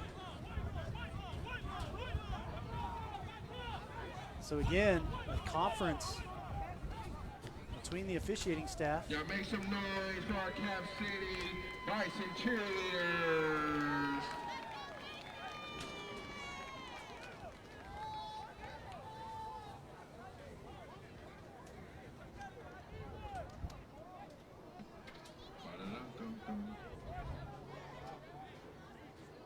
So this spot looks like it'll hold. 1st and 10 for the Wolfpack after the 4th down try by the Bison. I can't believe they're not at least going to bring the chains out. Well, yeah, I kind of agree. They should have brought it out. Oh, well. But it shoulda, coulda, woulda. 14-11 on the clock. Wolfpack showing that screenplay setup as they did before. This time they run it, and the Bison are not having it. Number 0 blasts through the offense. That's Barrett Graves. Gets a hand on the face mask, unfortunately, of the running back, number 33. I saw a flag come in there from the left side of the picture just at the last second. Yeah, unfortunately, Jones on the carry for the Wolfpack. Number 0. Face mask. Yeah, he's going to get called with a face mask, but I will say this. If you can catch that replay and watch it back, I'm telling you now, it was not really a face mask. He was in the process of making the tackle. He was being blocked. He reached over his blocker and got a hand on the face mask. It should not have been called a personal foul, in my opinion, but it was at least a hand to the face. All right, so let me wind that back a little bit. And back to the beginning of the play. You know what? We'll come back to that. So a new set of downs for the Wolfpack after the personal foul penalty. Gets them up to the 50. First down and 10. 14:05 on the clock. It is being wound. Pitch out from far side and caught for some big yardage for the Wolfpack. That is going to be a 14-yard gain by number 33, Clement Jones, who has clearly been the most impressive back for this Wolfpack team. Yeah, there's the face mask again, and I agree with you. I don't see it either. Yeah, it's not really. I see the hand go to the face, but it's not a face mask call. So. Oh, well. No red flags in the spring football leagues here, unfortunately. No instant replay. So, well, not out there. Maybe up here. 13 and a half minutes left to go in this ball game. Wolfpack have got the Bison playing on their heels right now, and they have a 3-point lead. First and 10 from the Bison 36. Geisler with the throw and intercepted by the Bison at the best possible time. This could be a pick six. And not so fast, Chance, as number 2 gets rumbled out of bounds. Devonta Jones coming up with a huge interception off the hands of the would-be receiver for the Wolfpack. Number 5, the intended target. Boom, there it is. It bounced right off the guy into the defender's hands. So Jones in the right place at the right time gets himself a huge interception and a very nice return. Play in the one more process. time. It bounces out of the receiver's hands and into Bison hands. That is one sweet defense. Geisler really threw a nice pass in there. Wide receiver unfortunately let the ball bounce off his chest. He didn't catch it with his hands, and Devonta Jones gets himself a nice little interception as a gift in the process. So 12:52 left to go in the game, and this is the most back and forth we've seen this game so far on defense.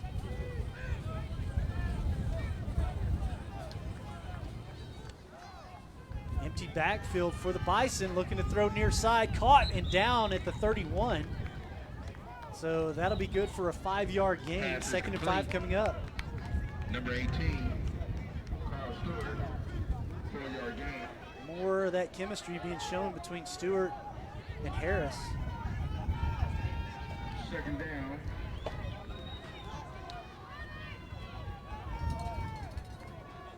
Stewart creeping up on double digits on the receptions here tonight.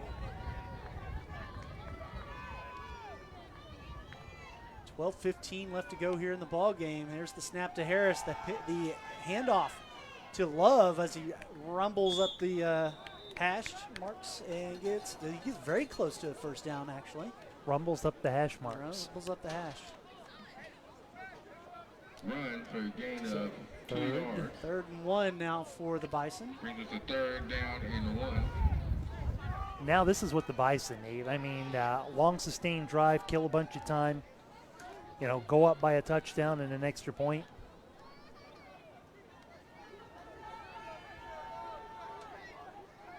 Harrison Love in the backfield still.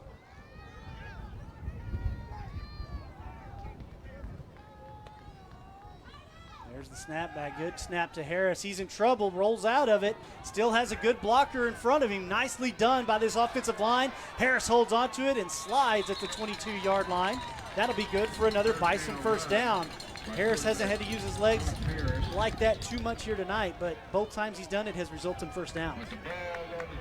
He's had to scramble, get out of the pocket, you move left to right, you move laterally, but north and south movement has been limited, but man, he's done a good job when he's had to do it. And now the Bisons are on the 25 in. First down, 10 yards to go.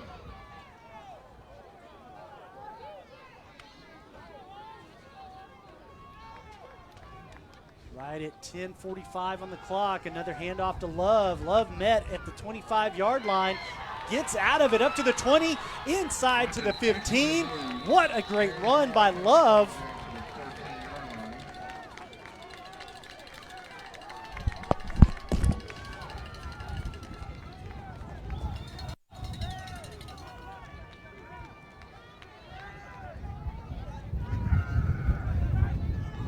Second down and 1.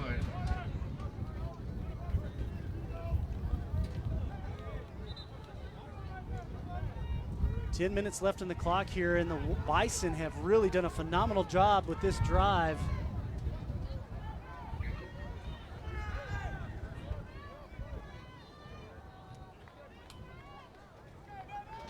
Second down and 1 yard to go. 4 wide receivers for Harris. New running back in the backfield is number 5, Alvin Smith. Smith got a little action earlier in the second half, and he did a really good job. He does another nice run here. He gets past the first down marker. Needed 1, got 2. So first and goal for the Bison inside the 15-yard line.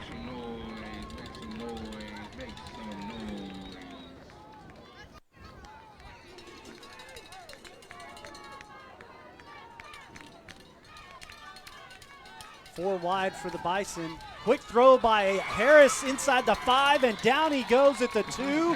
What a phenomenal job by number 16, Emmanuel Davis, getting his number called out of McCallum High School. And gets him in very close to the goal line.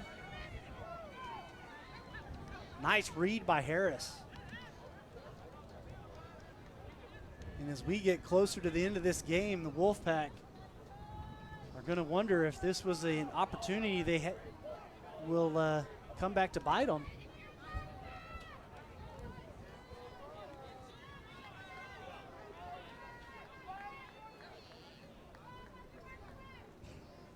Big goal line defense here for the Wolfpack.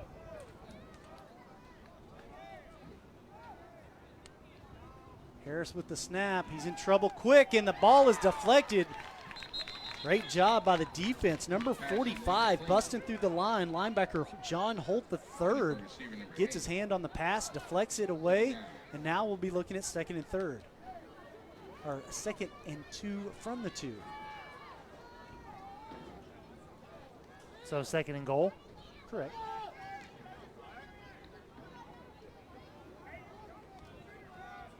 And just put a little G on there. So, as in G, I hope we score.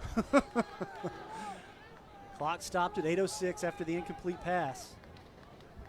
New running back in the backfield again, number 33, Justice Thomas. Thomas will get his number called. Flag blows this one dead as we will have a false start by the Bison. So unfortunately, 2nd and goal from the 2 will become 2nd and goal from the 7.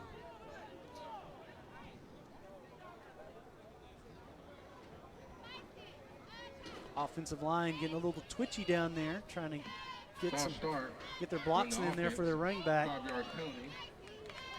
Repeat 2nd down.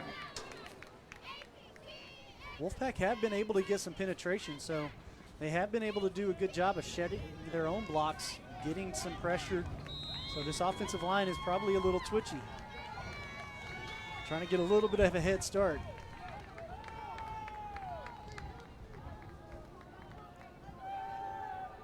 It's going to be an empty backfield for Harris as he sends Thomas over to the slot position, far side.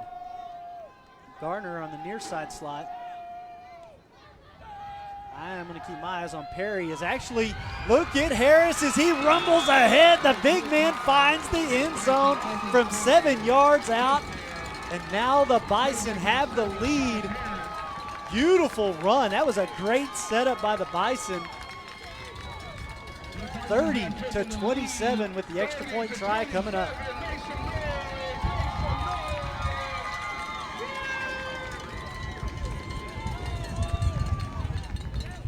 Fantastic run by Harris. 7-yard scamper. Untouched. More importantly, gives the Bison the lead here about halfway through this 4th quarter. The snap, the hold, and the extra point is through the uprights and good. 31-27 your score. Fantastic job by the Bison. It's been a back and forth 2nd half. Right. Defensive has really stepped up here by both teams in the 2nd half, but it was the Bison offense that finally forced that Wolfpack defense to break. Right, let's take another look at that touchdown play. You can watch as things develop around Josh Harris.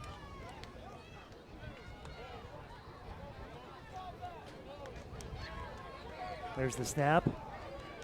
And he sees the play went that way. Went to his right, and he saw the wide open area to his left and just took it. Yeah, I don't know if that was a design play or not, but he sure ran like it was. So what a fantastic job by Harris. 31-27 Bison lead now with 8 minutes to go. 31 Bisons. Wolfpack 27 with 8 minutes to go in the game. Trevor Spalding has the ball teed up, ready to kick it off. Back deep to return, the very dangerous Vondell Hargrove Jr. That is such a cool name. It is pretty cool like name, that. actually. And here's the kickoff. They're going to send it to Hargrove. And actually, it's going to bounce 1 yard deep in the end zone, and that'll go back for a touchback. That is a touchback. I'm actually kind of surprised that Hargrove didn't try to return that one. 25-yard line. First and 10, Wolfpack football. So Wolfpack will start this drive from their own 25. Now, what I think we need to see now is a good stop by the Bison defense. This is a very important 3-and-out drive. I think that they need to force the Wolfpack into, and even then, I don't know if they'll go 3-and-out. I think they'll have to go for it on 4th down this late in the game. And, you know, I think if the Wolfpack does score a touchdown extra point here, it becomes one of those whoever has the ball last will win games. And I hate those. Yeah, makes for a fun call, though. Still wonder if that 1 point is going to come back and haunt the Wolfpack, but we'll see as the handoff on a little change of direction results in some big yards, but also a very big hit. Number 2, Devonta Jones comes in and lays a lick on number 22, Daniel Carr. Still gets a 9-yard run out of it, though, so 2nd and 1 for the Wolfpack from their own 34. And a pass near side, caught past the 45 up to the 50, and kept it in bounds and thought they were going to bounce it out. But the Wolfpack get another 10 yards on the legs of Ward, who really looked like he was stood out of bounds somewhere around the 40, but then bounced it back in. Unbelievable footwork by Ward on the sideline for the Wolfpack, and they are on the move quick. Another quick pass off the fingertips and intercepted again by the Bison. The only 2 people in front of the defender, and he gets tackled from behind. Number 4 steps up big, Gerald Johnson from Bethany College in Texas A&M Kingsville. There's the pass, and it bounces off of another. It went through the hands of another Bison defender before it hit his. That is just one of those things where you never take your eyes off the ball and you keep yourself in the play. That's heads up, good football play right there by a defense. Now I think the Bisons have a real opportunity to put this game away here, even though there's 7 minutes. Burn 3 of those minutes, put another score on there. And that is going to more than likely be the proverbial nail in the coffin if that plays out exactly like you say it. Yeah, because 4 minutes won't be enough for this Wolfpack team to come back. And, not from 2 possessions, no, not at all. But then, I mean, you can never write a team off, but. 7:06, so the Wolfpack got to hold on to the ball for a whole minute before giving it up on an interception to the Bison. Bison from the Wolfpack 40 throw it on the 1st down and in and out of the hands of number 16, Emmanuel Davis.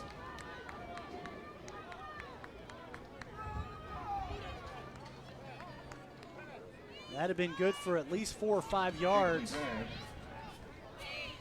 2nd down. And Nicholas, your transmitter's down too. You gonna go ahead and change out that battery?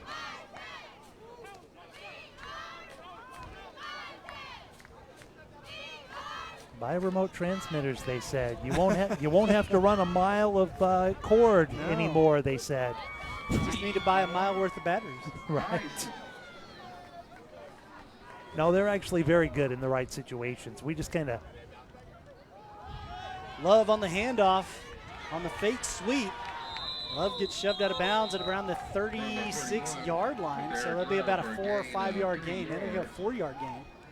I'm gonna say we kind of push that tech to the limits on these broadcasts. So. And it's the 3rd and 6. Bison football. So it is a very, I shouldn't say very manageable, but it is a manageable 3rd down here for the Bison. 6:30 left on the clock, and it is ticking.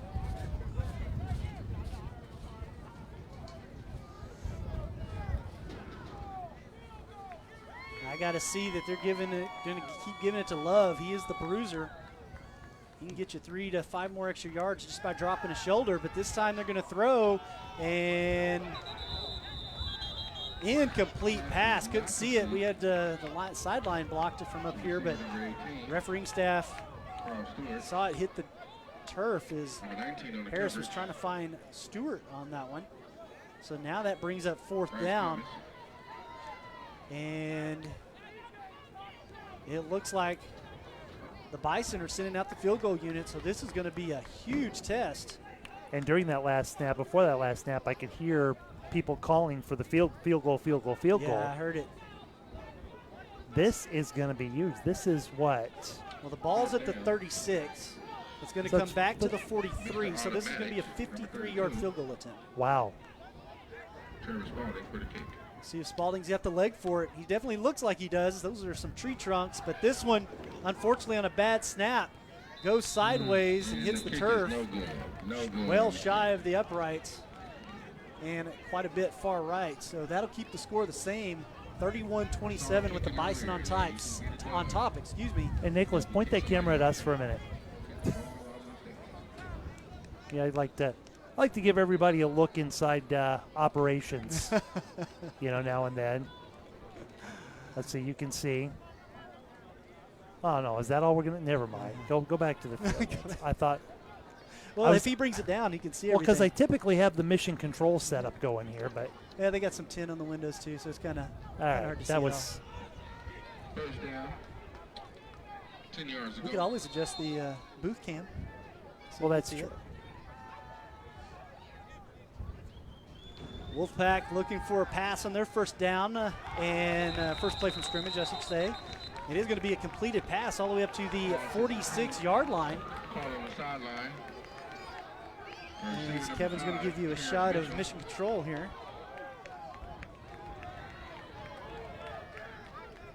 I'll see if I can get myself out of the way as much as possible, because this is definitely worth it, because you wonder why Kevin shows up to a 7 o'clock kickoff or a 6:45 live show at 4 o'clock in the afternoon. There's the show. There's the shot. That's why right there. Right. And that's not the most elaborate setup we've done. No, but it's not. That is definitely one of the big reasons why.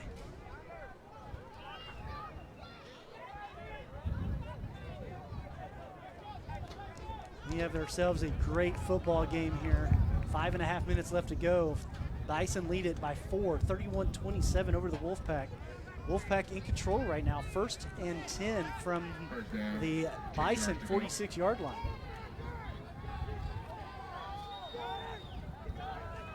Geisler hands it off, and it's going to be the big running back. He's been a troublemaker all night long as Jones tiptoes it out of bounds, but it's also going to be behind the line of scrimmage, so great job by the Bison.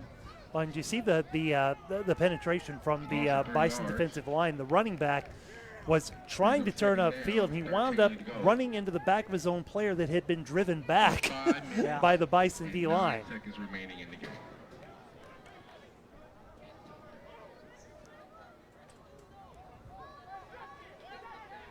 So 1st and 10 becomes 2nd and 13 for the Wolfpack.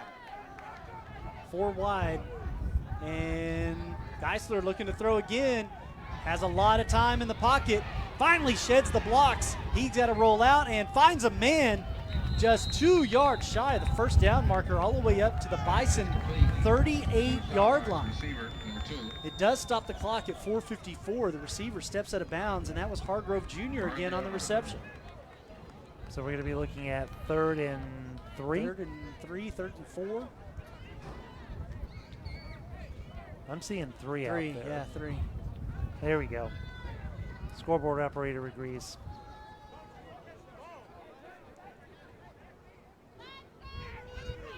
Very important drive here by both of these squads. Wolfpack want to find the end zone, and the Bison are trying to keep them out of it. The snap for Geisler. Geisler's in trouble, steps up, and down he goes, and the ball is loose. The Bison land on top of it and give it up to the Pflugerville High alum, who comes up with the fumble. Outstanding job by the defensive line, never giving up pursuit. And Caminera comes up with the fumble recovery. That is the 3rd turnover in the second half for the Wolfpack. 2 interceptions and a fumble. The Bison have scored on the previous 2. Right. Well, and if they can turn this one into points, I think that puts the game away. Not to jinx anyone, of course. But 4:47 left to go in this ball game. First place in the division on the line.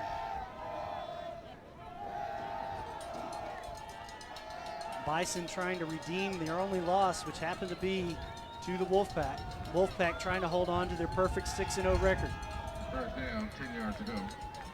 The handoff to Alvin Jones. He rolls out of that one, then finally goes down, but right at the first down marker at the 49-yard line, or excuse me, Alvin Smith.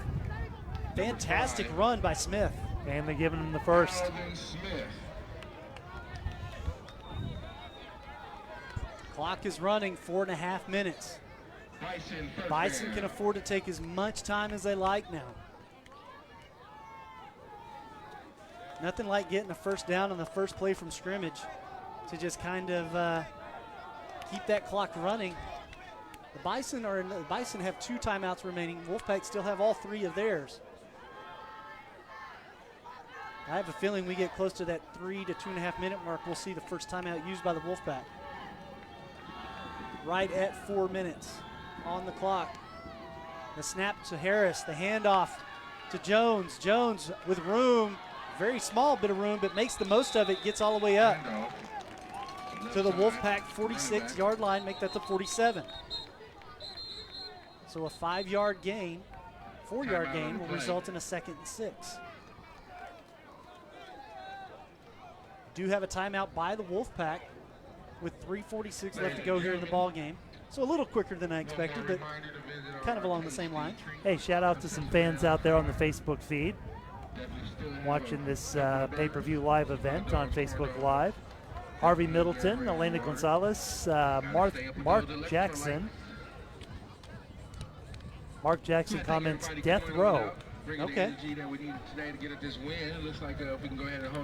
That's right. Oh, yeah. Elena says, that's right. Luke Hurdato's O-line is a beast. Go, Coach Luke. There you go. You can always find us at Cap City Bison Football on Facebook, Instagram, Twitter, and all social Great to have media everybody platforms. along with us on the feed tonight. Thank you for all the families that decided to come on out as a family. Timeout has come to an end. 3:46 on the clock. Bison with a 4-point lead still. All the youth organizations that came out and brought them to. Trying to put this one away. Back to the action on the field. 2nd down, 6 to go. And, you know, time is the Bison's friend right now. They don't have to score to win this game. Absolutely. All they got to do is keep the clock running.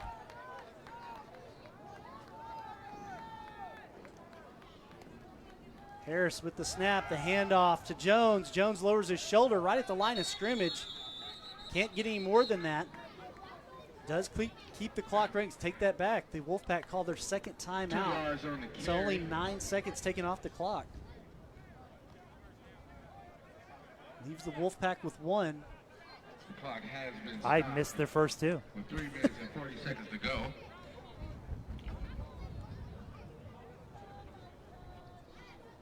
I wonder if the Wolfpack will hold on to their 3rd one until at least after the 2-minute warning, but I think a lot of it will depend on what the defense does on this next play. It's 3rd and 6. At least spotlight, So I really feel like that'll probably be the answer to the head coach's question for the Wolfpack. Cap City Bison.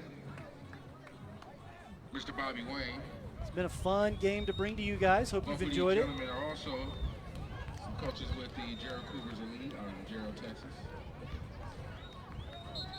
Shout out to the other coaches out there. They're also Huge shout out to coach these Kevin young men. McAdams, Take time who out to got go ahead here and help super out early the today. Not only that, he had to lug all this crap up here by himself because we didn't get here in time. Oh, please. And But you did it. here we are, Man, 3rd down and 6. appreciate all the work, man. 30 seconds to go. Well, You thank make the- you. you I make the appreciate you broadcast- guys. Make the broadcast really easy to do. Timeouts come to an end. 3:40 left to go in this ball game. Empty backfield for the Bison on this 3rd down try, which is I'm kind of surprised by. Unless Harris decides to tuck and run. He doesn't. He throws, has a man at the 35, and caught by Jamari Perry. 1st down for the Bison. More importantly, it keeps the clock moving. And now, more than likely, the Wolfpack will keep this final timeout in their back pocket until after the 2-minute warning. Yeah, that would make sense to me. I mean, you have the break that the 2-minute warning gives you. Exactly. Perry with a phenomenal job bringing that one in, not letting it hit the turf first. It was a slightly underthrown. Ball on the 35-yard line. And whether that young man believes it or understands it or not, he probably just caught the game-winning reception.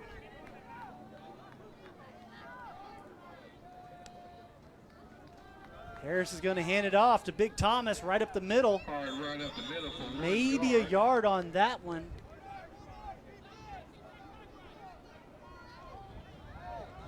Justice Thomas had his numbers called a few times here today, coming in relief duty. 2 minutes and 28 seconds and counting. And more than likely, the Bison will take this right at the 2-minute mark. Actually, yeah, it looks like they're going to let it go right at 2 minutes. Actually, it would be kind of fun to get up there, take the snap, and let it go under 2 minutes before they have to take the timeout. And maybe that's what they're going to do here. 2:06 and 5. Garner getting adjusted on the line, and the snap at 2:01. Oh, the Bison aren't real happy about that. I don't blame them. That was Delay game on the offense. oh, they that's ran out the play clock. Oh, I see. That's all right. It's only a 5-yard penalty. Again, you're eating up clock. I mean, I'm assuming there's a play clock in this league. Well, They don't have them operating in the stadium. But yeah, but I think the ref's holding on to that. I've been watching him do the whole basketball, Yeah. time with the arm extension from the chest.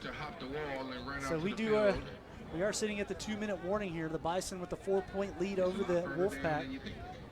It is 2nd and 9. Actually, it's going to be 2nd and 14. Before we get out of here, After the delay of game penalty. They get home safely.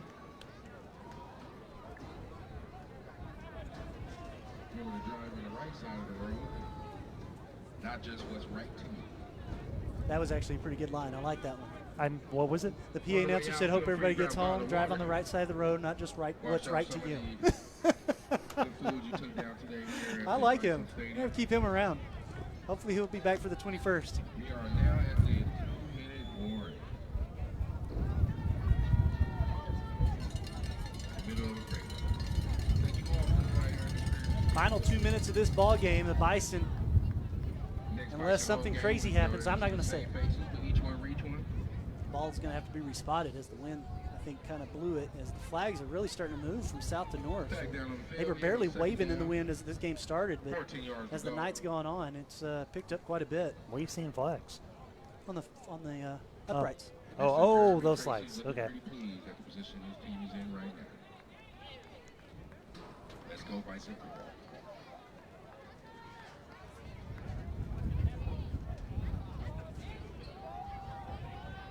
So an extended 2-minute break here. There we go.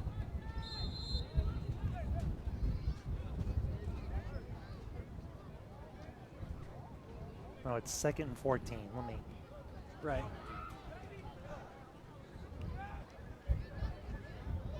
And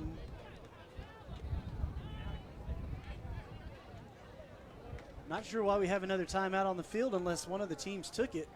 I didn't see it, and it's not come off the scoreboard yet. But literally 1 second came off the scoreboard, and a timeout was called immediately. So you'll forgive us, football fans. We're Just not about quite sure what's going on right now with the timeout. Well, and it's been a long night too. I mean, we are just over 3 hours since the kickoff.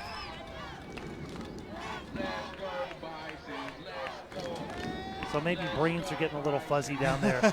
Maybe. Officiating staff still talking things over. I don't know if this was an official timeout or if this was a team timeout, but either way, we had one. So now we're looking at 1:59 on the clock. I still show 2 timeouts on the field for the Bison and 1 for the Wolfpack. So my assumption is that was an official timeout. Ah, okay.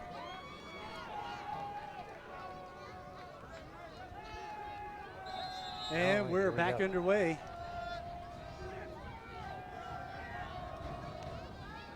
Snap to Harris, the handoff to Thomas, and Thomas staying on his feet, trying to get him low, but they just couldn't get him. Took 2 more tacklers by the Wolfpack to come in to clean it up. And now we'll have the final timeout for the Wolfpack taken off the scoreboard with 1:52 left in the game. And 3rd and 13. Yeah, only a 1-yard gain for Justice Thomas on that one. But again, it's not about the yardage at this point. It's about trying to get the time off the clock. Now, this is very critical. If Bison cannot convert this 3rd down, if they wind up having to turn the ball over with, over a minute to go.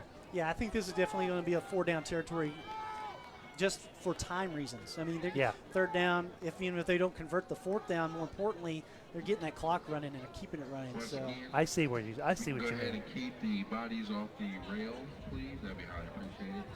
No sitting on the rails, please. No sitting on the rails. I see a young man down there that just got busted. Oh. No sitting on the rails. All right, the final timeout for the Wolfpack has come to an end in an effort to conserve the clock as much as possible. 1:52 left in this ball game. Instagram, Twitter, social media feed. You had a good time, let us know. You had a bad time. If the Bison do wind up back on defense before this game's over, they still have 2 timeouts. Oh, yeah. That they can make very good use of. Again, an empty backfield for the Bison. I'm still going to keep my eye on Harris to see if he uses his legs instead of his arm on this play. The snap, excuse me. Harris steps out of the pocket. Gonna go down at the 48. So a sack on the play, but it keeps the clock moving, which is more important for the Bison at this point. The only question they have now, there's not a question. They definitely have to punt it. Instead of keeping the offense on the field to try to just keep it on this side of the 50, they're way too close to the 50. So now I know you can run 30, 40 seconds off the clock here before punting it away, but you still don't want to give the Wolfpack in as much. That's all you want. Under a minute. It's got to be under a minute. They have thrown the ball very, very well. They've got very dangerous wide receivers, talking about the Wolfpack. Yes. And the quarterback, Geisler, has been accurate. So his interceptions have come off the wide receivers and bobbling them. It hasn't been because he's thrown them directly to a Wolfpack player. So I mean, a Bison player. So yeah, I mean, he has thrown some really good footballs out there.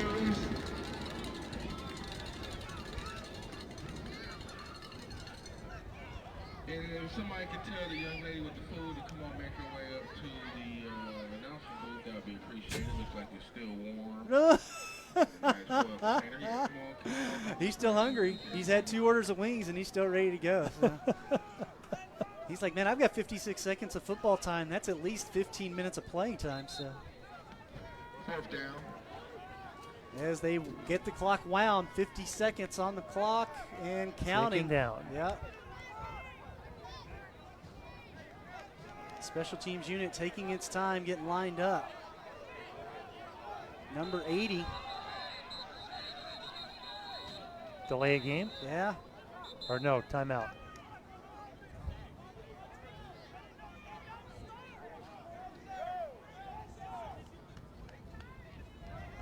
So I think they're trying to call a false start against the Bison.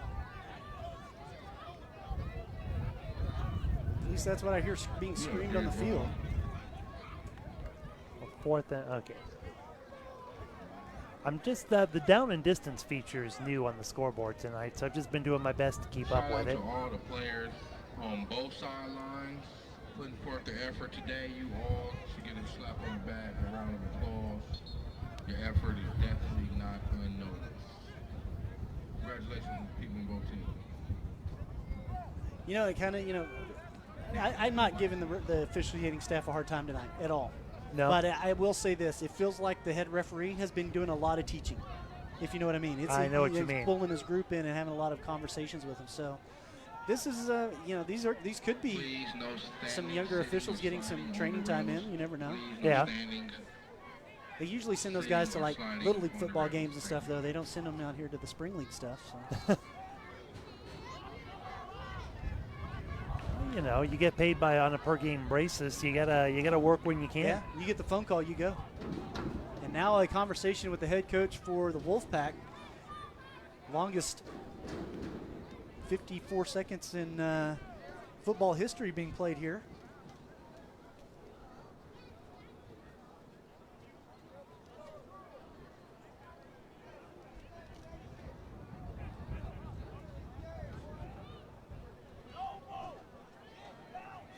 Again, we hope you folks have enjoyed the broadcast. I'm Daniel Chancellor alongside Kevin McAdams. Nicholas and Zachary on camera. We greatly appreciate all their help tonight. It's been a long day. And again, we are just literally just a couple of hours away from Mother's Day, so a huge shout out and happy Mother's Day to everyone out there. Happy Mother's Day.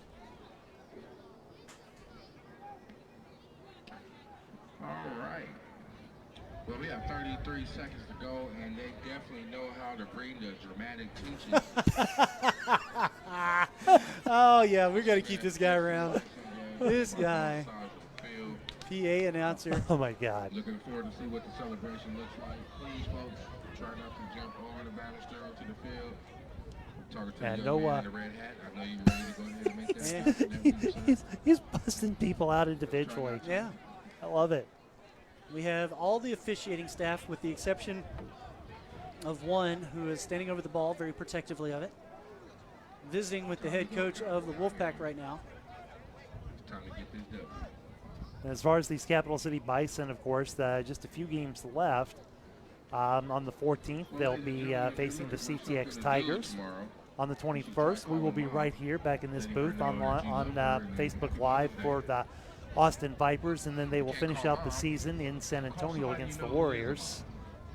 Let her know. Bison want to bring that trophy home for sure. And a little tip Trying to win this division. Or league, I guess. As far as what the Wolfpack has coming up, let's see. So they will be playing the Syntex Yellow Jackets next Saturday, the 14th. They'll be hosting the Victoria Hurricanes coming up for a visiting for a game, and they will finish the season at in San Antonio, playing the San Antonio Titans. Oh wow! Yeah. So both of these teams will be in San Antonio for their final games. So yeah, the Wolfpack's next two games are home games. So. All right, it looks like we are finally. Are we not?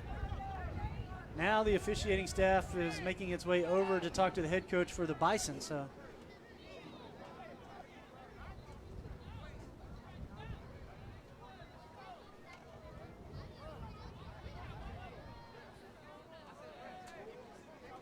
not 100% sure what has happened here in the last 54 seconds of this football game, but right. We know that there was a sack on the field, obviously, which backed the Bison up to where they sit now. They are sending out their special teams unit. They took a delay of game for a 5-yard penalty, and we're down to 33 seconds. But since that 33-second mark, there has been a very long meeting with the officiating staff, which resulted in a long meeting with the head coach of the Wolfpack, and now we're having a conversation with the head coach of our Bison. Let's take this time to go ahead and thank a couple people here. DBD Wilson, D lineman Cameron Cunningham, receiver Vondell Hargrove, Wanya Ward, Stephen Hurston, Terrence Mitchell, CJ Lewis, Walt Hyde, Neil Sheath, Dawson Resinger, Rakeem Jackson, Wesley Geisler, Calarini Jones, Travis Williams, Kevin Provence, Will Russell, Daenerys Clay, Bryce Thomas, Josh Randall, Mark Jansen, Dale Carr, Tim Griffin, Harrison Freeman, Deontay Morgan, Mark Brown, Bro Miller. Good game, good effort today. Kevin Jones, Sam Todd, Kevin Johnson, Roger Raymond, Paul Reeves, Jimmy Wilson. Okay, can we finish this game, please? I'm a fairly patient person, and I want everybody to enjoy this, but this is ridiculous. I don't understand what's happening here. There's 33 seconds left in this ball game. I don't understand why we can't play it. James Jaskin, Chris Masters, Peter Atkins, Nicholas Jackson, KJ Harris, Christian King, Wolfpack players for their effort today. Great game.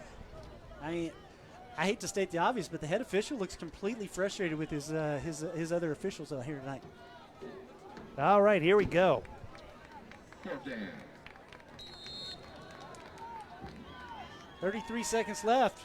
We are finally going to get a play underway after about a 10-minute break. And What the? a timeout called by the Bison, icing their own kicker.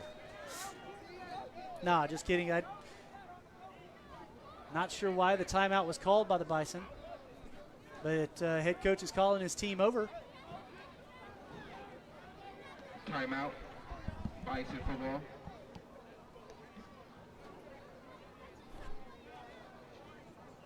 So not even a whole second taken off the clock before the timeout was called. Capital City Bison with a 4-point lead over the Leander Wolfpack. It has been an exciting game up It until really has. What, the last this 2 has minutes? This has been dragging on for over 10 minutes now. Yeah, but I'm just saying the last actual 2 minutes of the Oh, football game. 2 minutes of game time. Yeah. I thought you were talking about like this 3 years of real time we've just been through. If we keep this up, we're actually going to get some Round Rock Donuts because we'll be here in the morning. Ugh. Josh Harris,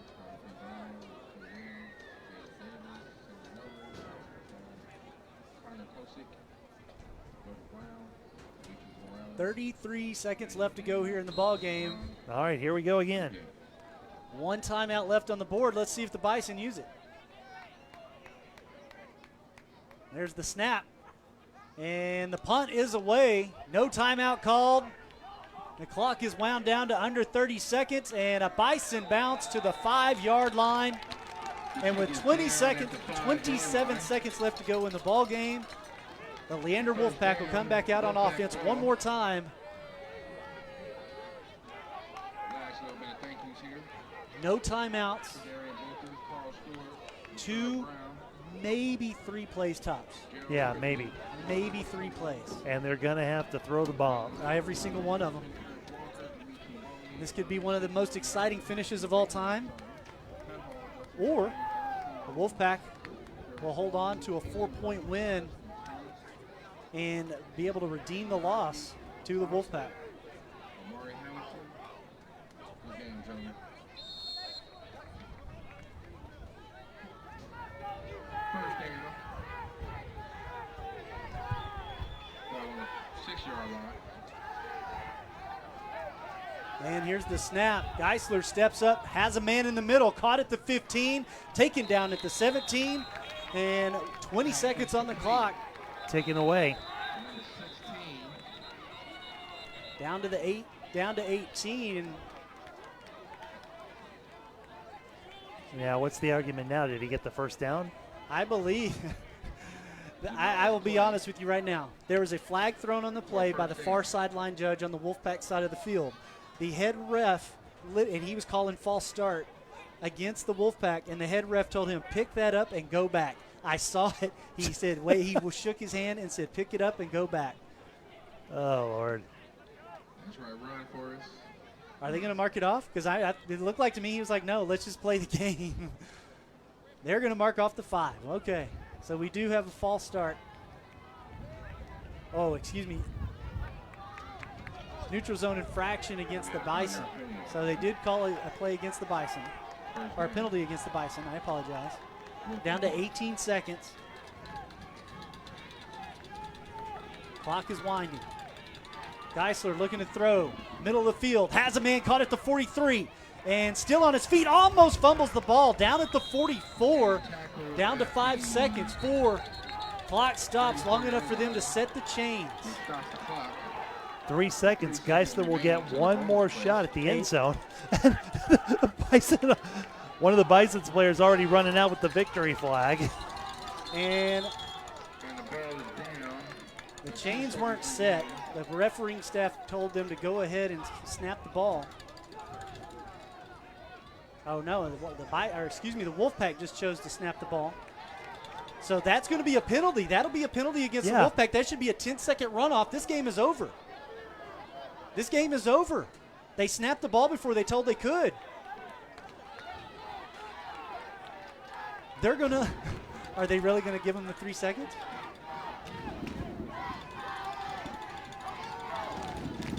The clock should be wound immediately right now.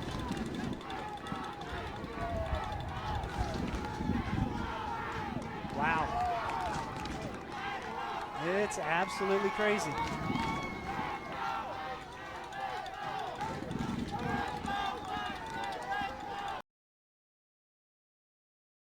Clock. Yes, they're going to give to the them. final play of the game is, I guess they're going to give the Wolfpack the snap.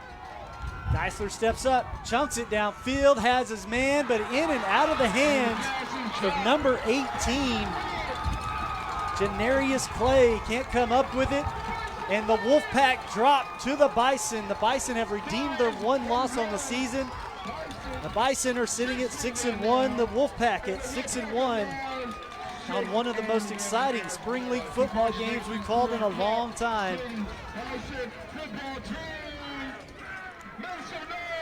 Well, it was exciting except for those last few minutes. It was just was wondering if we were ever going to get that going, and then we had we did have an exciting finish. Yeah, we absolutely had an exciting finish, and a great job by both of these teams playing their hearts out, actually. Right. They put it all on the field, and it really boiled down to penalties and ultimately just the defensive stepping up in the second half, I think is really what it boiled down to.